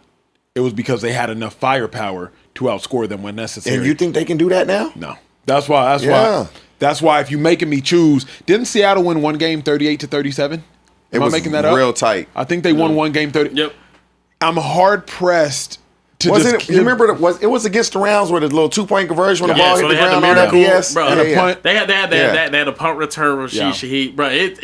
Everything went their way. Yeah. Yeah. But In that, that game, was yeah. one regular season game. Yeah, Seahawks and then had the to beat them playoffs. in the Yeah, playoffs. they That didn't regular win. season game gave them the division. Yeah. And so you flip that, things may be different. different. Yeah, Yeah. that's true. It's hard to bet against Stafford and McVay. But if you're a Seahawks fan, what we're saying sounds asinine because, like, bruh, we just did it. Like, we just beat the Rams. Stafford older, Devontae Adams older. Rams run game don't really scare you. Who knows what Puka's going to do this season after the offseason he's had. Like, if you're a Seahawks fan, you have to be listening to us saying we sound stupid because the Seahawks beat the Rams twice last year, man. They beat them when it mattered most. But it's They're that close play games, caller, though. man. Yeah. Hopefully it's going to be a drop off. Hoping it's not a fall off. Yeah. That's the key. Can you just keep us somewhere in the neighborhood? We don't have to average right. We just can't just fall off of a cliff and it's like, damn, Kubiak, we miss him. And that's what I foresee may happen. The only thing I can say, though, is the Seahawks defense going to get even better. Because Byron Murphy, Kieran, he's going on what, year 3 now? Year Young 3. bull? Yeah, year 3. Byron Murphy going on year 3. Nicky Manwari, he's going to get better because he's only going on year Their 2. coach is just good. They're going to get better. They're good. Yeah, But, they're amazing. Man, that was against the Rounds, what we talked about yesterday when they put JSN in the backfield. 7 cut. Can you put those type of plays together the right moment at the right time against the right defense? Yeah. Remains to be It's seen. going to be interesting. Kieran, there was another debate I saw. I think it was Yeah. Nick Wright who had a conversation. I need y'all to check this out. Yeah, no, Nick Wright was talking about Matthew Stafford potentially winning another Super Bowl and where would put him on the all-time list. I'll let you guys take a listen. Listen, it says right there, there are 7 quarterbacks that have 2 Super Bowl wins and an MVP. Here's who they are. And so, Patrick, Tom, Peyton, Elway, Montana, Bruce Guy, Terry Bradshaw, and Bart Starr. So I think Stafford would join that list. What's most notable, I think, is who's not on it. So Drew Brees is not on that list. Drew Brees doesn't have an MVP or multiple Super Bowls. Aaron Rodgers is not on that list. Brett Favre is not on that list. I'm not going to name every quarterback, but some of the quarterbacks that I think everyone looks at as a tier or two above Stafford in wherever Stafford is historically. And I think that would have to change. Fellas, what would another Super Bowl for Matthew Stafford mean for him? Matthew Stafford wins another Super Bowl. He's a top 5 quarterback all time. And that's simple. The list gets real clear for me. Tom Brady, Joe Montana, Patrick Mahomes, Peyton Manning, Matthew Stafford. So he above John Elway? Yes, he's above John Elway. The real one for me is Aaron Rodgers is the one I might take over Matthew Stafford. That's the one that I might still say Tom Brady, Patrick Mahomes, Peyton Manning, Joe Montana, Aaron Rodgers, Matthew Stafford are now duking it out for the 5 and the 6 spot. Yeah. He's above John Elway in large part because what he's doing in the modern era, like since the turn of the generation, that to me matters, and what he's done over the course of his career, not just aggregate stats, but also the Super Bowls. If Matthew Stafford wins another Super Bowl, we're going to have some real conversations. Another Super Bowl also, there's not a player who another Super Bowl does more for this year, I would suggest, than Matthew Stafford. Lamar Jackson, Josh Allen, Joe Burrow, Mahomes, Hurts, Love. Because another Super Bowl moves Matthew Stafford from potentially outside the top 10 all time into the top 5 all time conversations. Matthew Stafford without another Super Bowl, remember, he doesn't have the Super Bowl MVP. That went to Cooper Kupp. And people were saying Odell Beckham before that. Matthew Stafford without another Super Bowl, give me Breeze before him. Give me Elway before him. Hell, give me the likes of... Now you got to have the Bradshaws if you want to like tip your hat to the dudes, to the OGs who have 4 Super Bowls. Give me Favre before him. But Stafford wins another one. He goes from outside the top 10 to 5 or 6. Very fair. Accolades, like you can't take that away from him. But as you were talking, I'm sitting here thinking, and obviously it's so far down the line. Lamar win 1 Super Bowl, he just catapults all the way in front of everybody then. Damn near everybody. 2 MVPs. You just win a Super Bowl. If we're going to start going off this criteria. If Stafford wins another Super Bowl, yes, he will jump probably to me top 7, 8 for sure. Lamar Jackson wins 1. Then what does that mean for him? Just 1. Just win 1 Super Bowl. Top 10. Easily. No question. Yeah, top 10. But, yeah, I'm not mad at Nick Wright for saying that. Stafford, and it's just crazy because he was in Detroit for so long. Yeah. Yep. And it's what could have been. Yep. What could have been had he been put in a situation. Yeah. And it's crazy, though, because when he got traded, that's when Detroit kind of turned things around with Dan Campbell. But if he was in a stable organization from the outset of his career, we may be looking at Matthew Stafford right now. As one of the greats. Right now. Yeah. In a different situation. And that to me is the whole quarterbacks win stats thing that makes me mad. Matthew Stafford's situation for the first half of his career was so bad, he had no shot to win. He had none. Like, no shot to go out there and win, and it wasn't indicative of his talent or his ability or anything like that. He had no shot to go win Super Bowls with the organizational malpractice that was happening with the Detroit Lions. But now with the Rams, everyone's now respecting his greatness. You guys remember after he won his first Super Bowl, after they won, they beat the Bengals, everyone's like, is Matthew Stafford a Hall of Famer? Man, hell no. He just had one good year, da-da-da-da-da. Now, the conversation is he top 10 all time? Here's why I hate what you're saying, Kieran. I hate it. Because a lot of people say it, and I hate it when everybody says it. Man, a terrible situation he went into with Calvin Johnson. The terrible situation he went into where you're trailing every game, so you pass the ball because you're behind, so you accumulate all of these statistics that you wouldn't otherwise accumulate. The terrible situation where he became a 5,000-yard passer because he had Calvin Johnson, and he was trailing, so it became like the 7th 5,000-yard passer in the history of the NFL. It's all a part of the story. Yes, did he not win any playoff games and start 0-4 because he was in Detroit? In large part.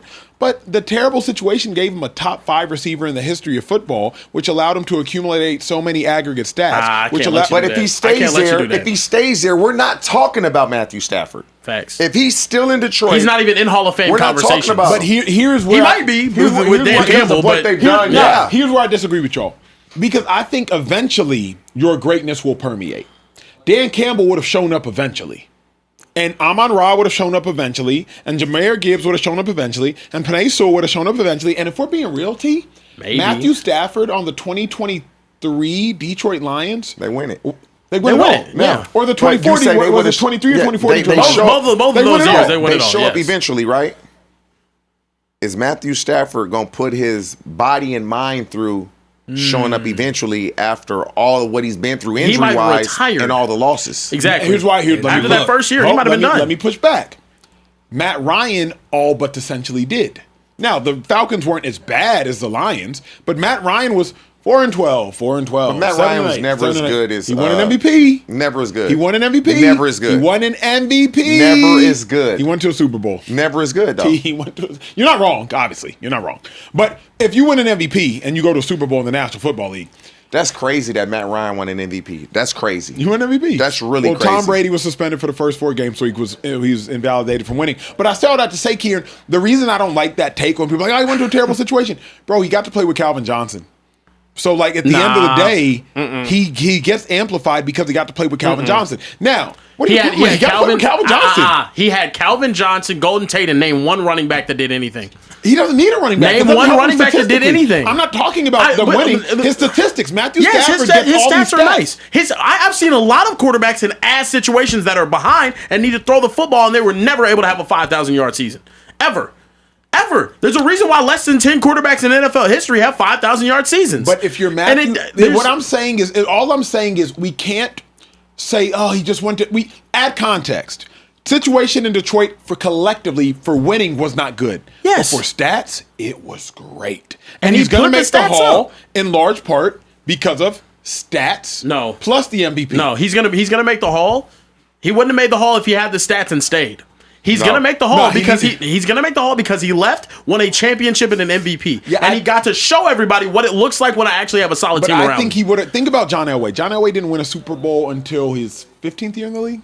Yeah, he was older. He came to the league in '84 and won in like '98, '99. Yeah. At the end of the day, I think if you're great, it'll find you. If you're great, it's like gravity. Like if you're great, it's going to be attracted to you. The conversation isn't is he great though. We've known I knew Matthew Stafford was great when he was in high school at Highland Park. Yeah. What I'm saying is he could have been one of the greatest to ever play the game in everybody's eyes. I think he is. He still no matter what, because my eyes are telling me that. But whenever we start, just like TJ said, Lamar Jackson is one ring away from being better than everybody else. When it starts being so much about accolades and team accomplishments, then we can't really appreciate the greatness that we see on the field. To me, Matthew Stafford, because here's the other thing, bro.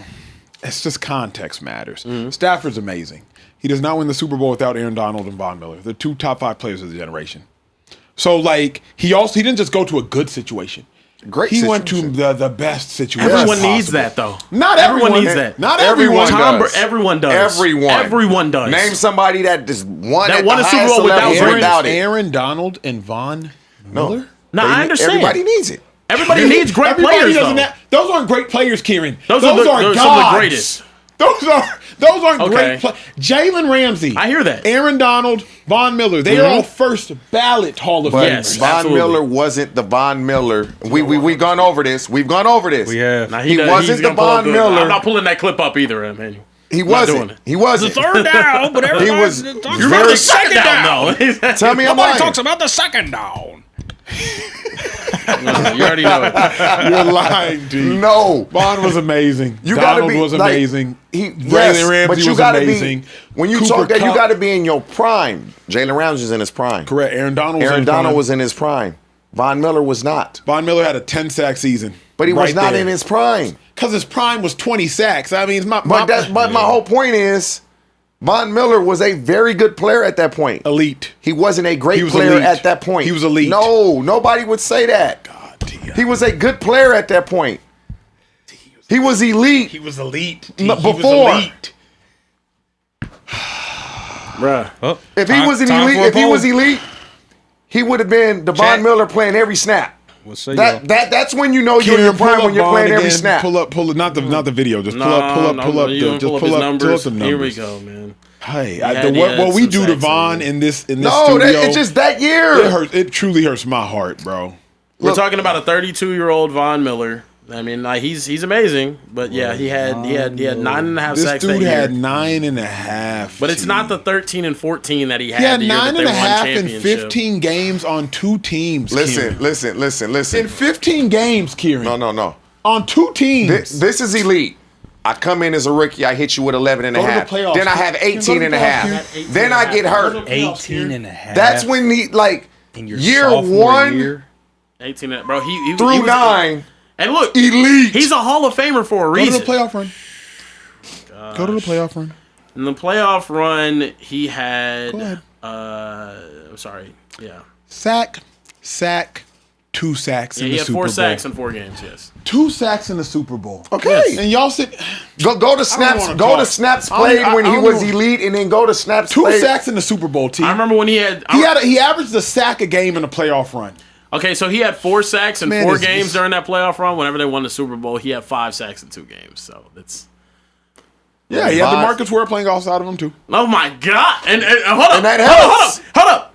What did Peyton Manning have to win his last ring? That separates him from other people. To prove your ass wrong, he had DeMarcus Ware and Von Miller, you're 2 just- Hall of you're Famers. just yelling. These are they're gods, though. They're gods. This these guy these are regular guys. These are Hey, Also, calling You NFL need players that. guys is way worse than me shouting out the Facts, I it just- absolutely I is. just- I just- God God is. with a little G. Oh, now it's a little G. Yeah, that's a little specify G. that. You just said With the little God G. and raised Bro, your you arms. shouted and out head. Pornhub. You did sound out. You did shout out. I the didn't hub. put the You porn said on it. shout You out- put the porn on it. I shouted just You out know what like- it was though. You said I shout said out the shout hub. out- Like literally, go pray. So, all right. Oh wow. Did you pray for our super I did. chatter last night? I did. What was her name? She had 2 names. It was like something Williams, Nope. Andrea Williams, or Nope. Drea Williams. Drea, no, it was Drea. Yeah, Drea Ashley. It was Drea Ashley. Drea yeah. Yeah, Ashley. she had 2 names. I did. I Okay. prayed for her. Because somebody in the comments on the video said, I He didn't know say for her a name in fact the prayer though. Acho. He said the young lady that was. Yeah, he did. The young lady that sent me I money prayed for her and Sugar Mama to Shannon. pray. Let's go ahead and get to some super chats. Yeah, let's Trey. get to some super I chats. got And an why- album to listen to, bruh. Yeah, you do. Hurry it up. To Glaze. And while we're speaking of Sugar Mama Shannon, she jumped in the super chat and she said, hey, fellas, after this famous beef, who had a dope Super Bowl performance with Serena Crip walking? Mustard! I'm just saying. Now, what's happening? Shout out to Sugar That's Mama. great. No, shout out Sugar Mama. Now we did get another $100 super chat. Hey, From our guy Gabriel 99572 and said, greetings, Acho, Trey, Carebear, and TJ. You got my money tonight because I had to comment on the Drake and Kendrick rap beef being more monumental than the rap beef that unfortunately claimed or cost the lives of 2 young talented artists. I'm sure at least TJ knows who they are. Yes. How young do you think I am? Yeah. How You are young uncultured- though. You don't remember that. You don't remember that. You're 32, brother. You don't Yeah, remember that. I don't necessarily- You got told about that at the end of the day. I did, yeah, because my TJ mom old is ass lived it, but you, Bro, we couldn't believe it. yeah, That would have been crazy to like be cognizant of living through. yeah. It's like Yeah. when Michael Jackson died. It's just No, those it's not. type of like canon Michael events. Jackson died. Well, yeah, it was huge. It was. That couldn't happen today, right? What?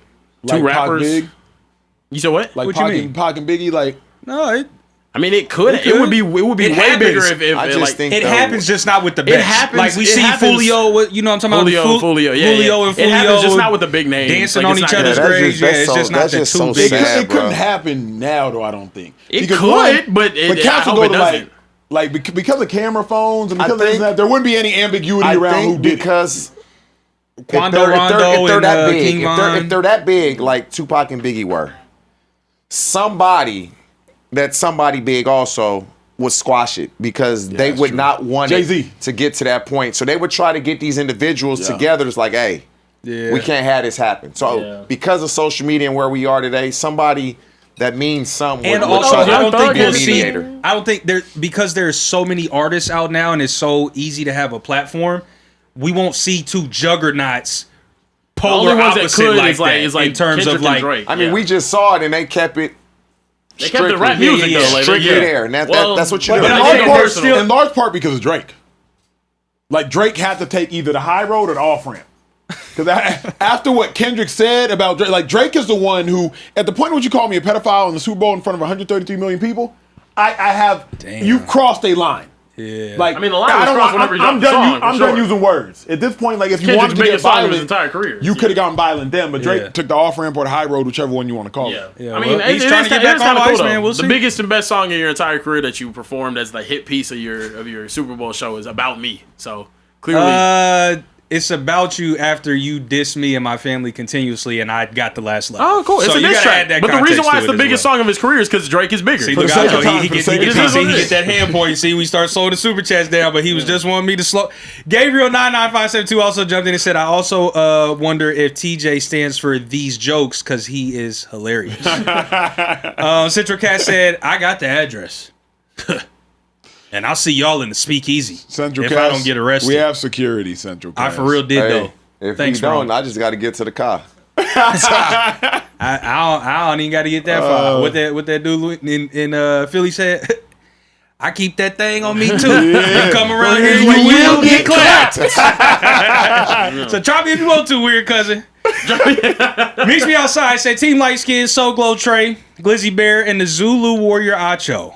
Zulu is Warrior crazy. is crazy. Zulu Warrior is wild. Why they always hating on Mahomes when compared to Brady? It's always about rings, but to others, it's always fair game. Why? Can I jump in on this one? We know Up what you're until going to this say. point in their career, Let them know. They're matched though. Like this Yep. is this ACL injury matched with 2008 very true. ACL injury. Like it at this point they both had 3 rings, and Pat, you could argue, did it a little bit better. He had 2 MVPs at the point that Brady, I don't think, had this many. So Yeah, but when they faced off, that's what Twice. everybody always says.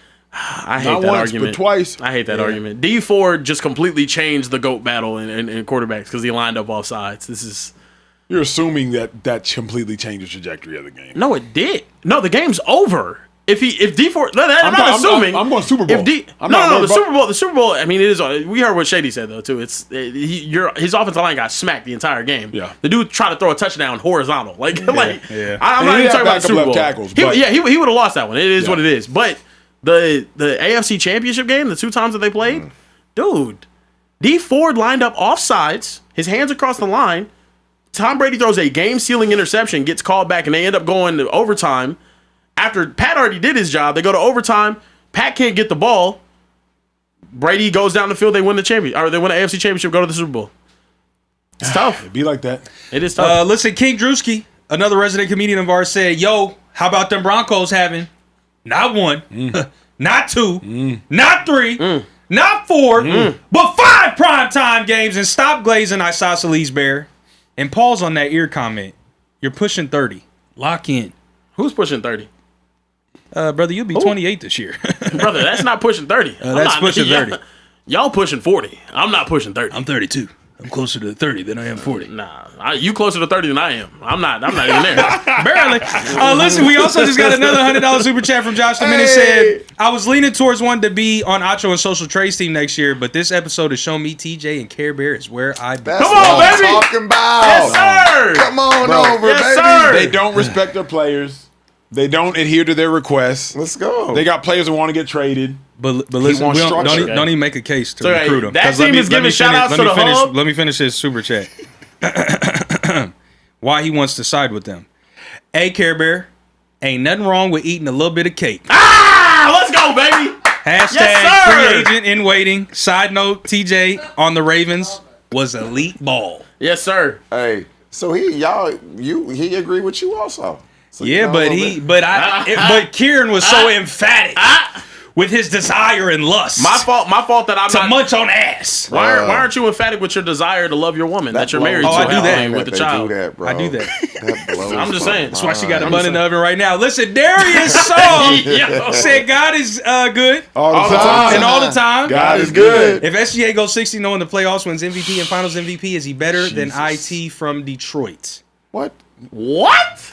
I thought you were keep asking something good. Keeping Come it on now. moving, Not yeah, even because close. that was He's already better. 214 Mr. DFW said hashtag No, he's free not. 214. Drake Bear. Kendrick Lamar turned his TV off. That's cool. Everybody else got it on though. So K Crazy 215 said, can I read this? Well, hold on, let me see. Let me review. Go ahead and read that. I'm gonna go to the next one. C. Lee said, "What's up, Speakeasy? First super chat. Been watching for a hot minute. OV Oatmeal Bear. That's a good one. That's a good one. OV oatmeal. OV Hey, Oatmeal Loki. Bear. I've been eating oatmeal with blueberries in the morning. Lose weight. It's smooth, Got some nanners in there. Nah, yeah. Oh, actually, I do have bananas. They're not ripe yet, but I've been doing that with rice cake, actually honey, and then bananas. Oh, you really on it? No, I'm really on it, bro. That's I've been going what's to up. Erewhon and shit. That's It's what's up, horrible. bro. He goes on to say, OV Oatmeal Bear, it's easy to climb fast when you drop lower than where you've been. Drake's good, but let the album drop first. Thank It's you, dropped. Seeley. Can I read Hold that? on, and it's not one. Okay, It's not can I two. read that K Crazy? But three Can full I read the K- albums he just dropped. 43 songs. I got a lot to listen to. Can I tonight. read the Hey, K Crazy? wait, hold on. Come on now. Can I read the K? Go ahead, man. Go. No, I'm saying, no. is it NSFW? I don't. I mean, we can read it. Okay. I'm not hating on it, but K Crazy 215 said a known PDF had a whole college and NBA Hall of Fame career. People don't care about people if we're being honest. to be fair though, my only pushback on that is if that happened today. This is back in the 80s, 90s. Nobody cared as much, I guess, Yeah. but there was a bunch of crazy stuff going on behind the scenes, and people were just like, "Oh, Yeah, I ain't see it." Nowadays, that shit would never fly. yeah. Ever. Yeah. Yeah. Afro Thunder said, "Goodness Christ." Oh no. Leo King Taz said, "Listen, Drake shouldn't have went at a real lyrical monster. And how many ghostwriters are on this project?" Yikes! That's the conversation. As long as it's good music, man. Good music. No, TJ, that ain't the unwritten rules and bylaws of hip hop. You gotta Yeah, be able to write your own stuff. So they say.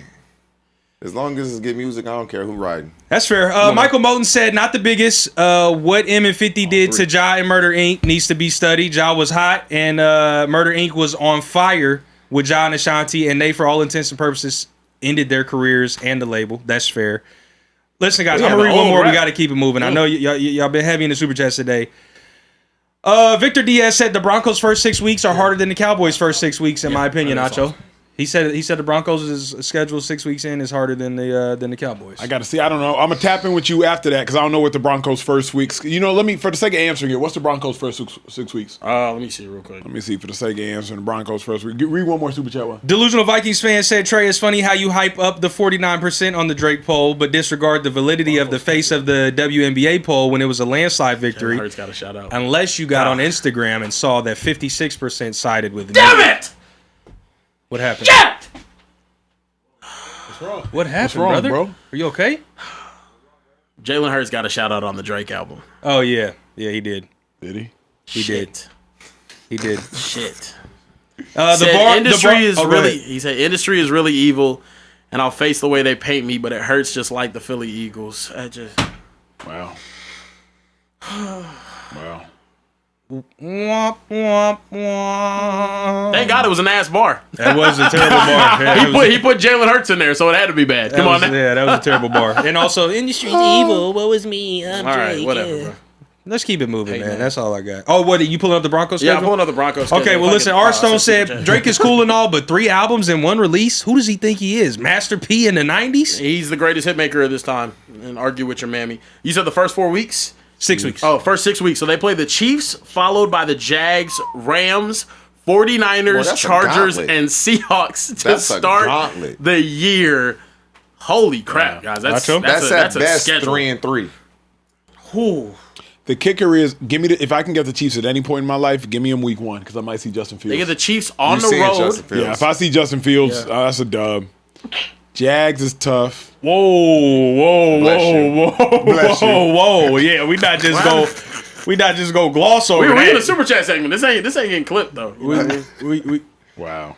Hey, yeah, there's favoritism going on. Jags, Confirmed. Rams, Absolutely. That is tough. Chargers. Let's get to the last topic. Now bruh. let's get to the shit I won't sneeze through. Fellas, last Rome, I topic of just the saw your day. message. The Giants' John Harbaugh era begins with back-to-back primetime games. Week 1 versus the Dallas Cowboys, followed by a Week 2 matchup against the Rams on Monday Night Football in Los Angeles. Fellas, also, the Giants' full schedule released. You can see some of the games right here. Cowboys, Rams, Titans, Cardinals, Commanders, Saints, Texans. Bye week, Eagles, Commanders, Jaguars, Colts, 49ers, Seahawks, Browns, Lions, Cowboys, and rounding off their season with the Philadelphia Eagles. What are your expectations this season for the New York Giants? New York Giants could make the playoffs. New York Giants could make the playoffs. This is going to sound like a hot take. It's not at all. New York Giants have a really plausible chance of starting off 4-3. Cowboys, winnable, but you could lose to them. You could lose to the Rams. Titans, you should beat.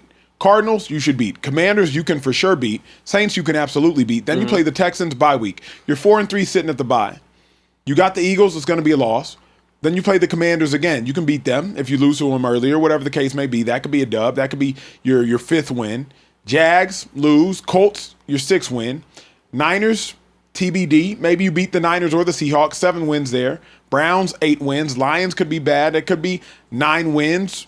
Cowboys, lose. Eagles, lose. 9 to 10 wins I see for the New York Giants. There's 9 to 10 wins it's in there. going to boil down to, can Jackson Dart take another step in his development? If Jackson Dart continues to improve, the Giants may be that team that did make the playoffs this past season and are now in the playoffs this upcoming season. Harbaugh knows what it takes to take a team, start them here, and let's improve. It's really going to come down to Jackson Dart. Can he take that next step? But more importantly, is the big playmaker going to be ready to go? Can Malik Neighbors be ready to go week 1 without having any setbacks and having to miss practice and my knee is sore and I got to get another scope? If he's ready to hit the ground running in training camp, the Giants should be a problem. When you say problem, how big a problem? An 8-win problem? A 10-win problem? No. If make the playoffs. Yeah. Like it's always a couple teams in each conference, and I believe the Giants are capable. The Giants, I think they're gonna make the playoffs. Harbaugh is that good of a coach. I actually agree with that. He's that good of a coach, and so I do believe the Giants will make the playoffs. Here's the good conversation for the Speakeasy. Also, y'all tapped in with a shout out to y'all. We got about 3.8 thousand people in the chat. Hit the subscribe button, please. Stop what you're doing right now. Hit that subscribe button, even if you're watching this on replay. Subscribe button pushes us further into the algorithm. Hit the like button as well. Then hit the bell button to be notified anytime we drop a video. But please stop what you're doing. Hit that subscribe button. We obviously do this show for you all. Interesting thing about the Giants, if you're saying they're going to make the playoffs, Seahawks, Rams, Niners, are all 3 of those teams making the playoffs because they did last year? If the Giants make it, no. Just in general. Disregard the Giants. No, those 3. They're not all making it. No. 2 of them are making it, though. That's Yes. fair. Great. Yes. Packers, Bears, Lions. 2 or 3 teams make the playoffs. 2. Okay. Cowboys, Eagles. Both of those teams make the playoffs. No. Okay, 1. Okay. Then only 1 team from the NFC South makes the playoffs? Yeah, always. Right, then that's 7. If that's the case, if you're telling me Seahawks, Rams, Bears, Packers, Falcons. You said Seahawks, Rams. I'm saying Rams, Niners. Fair. Falcons, and then you're telling me Eagles, Giants, or Cowboys, Giants? Yeah. And again, let one of these main players go down, things change. But the Giants have a young roster. Defense, that defense better be better than what they were last year. They better get after the quarterback like no other. Yeah. Yeah. Abdul Carter has to. You wanted that number. Yeah. You better play like you want that number. Yeah. He got to play better. Yeah. Can I ask you guys this? So Malik Neighbors. He had another knee operation, cleaning out some stuff in his knee. Is there any concern for you guys with him heading into this year 3 for him, having to get a lot of scar tissue cleaned up that was causing some stiffness? For me, yeah. Yeah. Like anytime you start having surgeries after having a surgery, Bingo. It's always a concern. And your feet are what's going to make you this money. And so your lower extremities, to me, it's always a concern. Like you already had a surgery. Now we having another surgery. And so, I just hope he can be okay. Because if he is, they should be a problem. Yeah. But I'm very concerned about that. Yeah. I think he's a top 5 wide receiver waiting to break out. I think in terms of talent, after what we saw that first year, the problem is, can his body stay intact in order to give you that type of production? If he is back to what we saw him his rookie season, I think the Giants are going to be putting themselves in position to be a playoff team as well. And there's going to be a 3-team battle between the Cowboys, Eagles, and these Giants to make the playoffs, and I only think 2 of those teams make it. So it'll be interesting, but I think it is very reliant on Malik Neighbors moving forward. You got to be concerned about Malik Neighbors. I remember talking about Dr. T. You have surgeries? You have any? One. Just one? Had like 3 of them things. And he told me something I'll never forget. He was like, Acho, you got to remember, surgery is trauma. He was like, so just because I'm going in to fix something, you also have to keep in mind, every time I'm going in to fix something, I am impacting that something that I'm fixing. So Malik Neighbors, for the doctor to go back in there and fix whatever he's fixing, surgery is trauma, bro. So it's trauma to that area. So yeah, he might be on the same timeline, but if you got to go back in there and fix something else, that's trauma. You might have to go back in there and fix something else again. Interesting piece for me. I'm not as worried about the defense, T, as I am the offense. Oh, I'm worried about the offense too, I'm worried about the offense. Everybody points to that rookie season that Malik Neighbors had, but everybody forgets that Brian Daboll featured him. Yeah. I mean, he was getting target after target after target. I don't know if that's going to be the case moving forward. We haven't seen that with Harbaugh, ever. Ever. With the wide receiver. Literally ever. And so... It's not his philosophy. Now, if that doesn't happen, mentally, how is he going to handle that? Yeah. Emotionally, how is he going to handle that? Because that's pretty much all he knows. And his contract year, it's time to get money. He came into the league getting targets like he was one of the top receivers in the league. Great point. Now, if that's not the case, how does he handle that? How does he adapt to that? You should know this maybe off top of your head. I think the answer is no, but I'll ask you anyway. John Harbaugh ever had an all-pro wide receiver?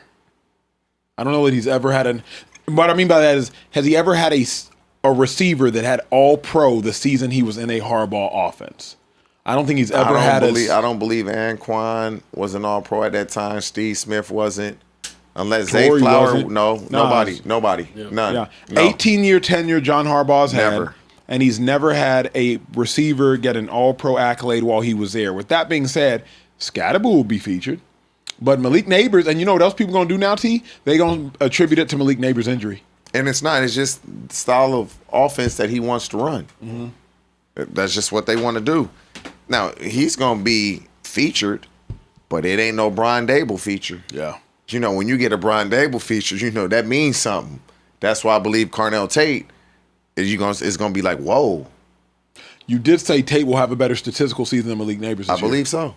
Because of that. Yeah. I know how Dayball's going to, he going to justify. Because where Malik Neighbors get drafted, he was 3. And you justify that. Yeah. Carnell Tate was 4. We're justifying that. Tate was 3. Yeah, Tate was 4. What? No, Tate was 4. Tate was 4. Neighbors? I think he was 5. Neighbors was 5. Malik Neighbors was the sixth. He was 6? Yep. Yeah. So he's going to justify that. And Malik Neighbors. That's behind Marvin Harrison Jr. I'm hoping that Neighbors kind of understands that also, because that can be like, as a receiver, man, when you're not getting them targets, because that's all you know. You came into the league getting targets like you were back in college. It just takes time to get used to. Giants make the playoffs, Kieran? Wow.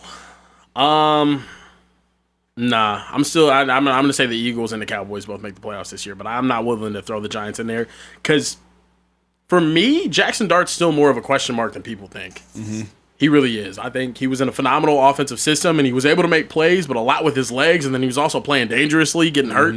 I think Jackson is an amazing player, and I think he will be able to open it up and turn into an incredible talent. But as of right now, I can't say definitively I trust him to take his team to the playoffs more than I do a Dak Prescott or a Jalen Hurts. And then I just don't think JD5 has the team around him to go to a playoffs this year. So anyway, let's go ahead and let's get some super chats out the show, man. All right, bet. Let's do it. Listen, don't call me Jake. 28 said, please, Acho, talk about Purdy being a top-rated quarterback since he's been named the 49ers starter. He's been the most efficient quarterback in the league, better than Mahomes. Yes, the great Mahomes. Purdy like that. He's a top 10 quarterback, but I'm not gonna say nothing crazy. But Purdy like that. Don't get it twisted. Yeah. Danny Loves Cookies said Nick Grubb as a large, light-skinned, hot dog and ass-eating Cowboys fan. You are not alone. You are not. Caleb Downs will be the defensive rookie of the year, and Christian Parker will be the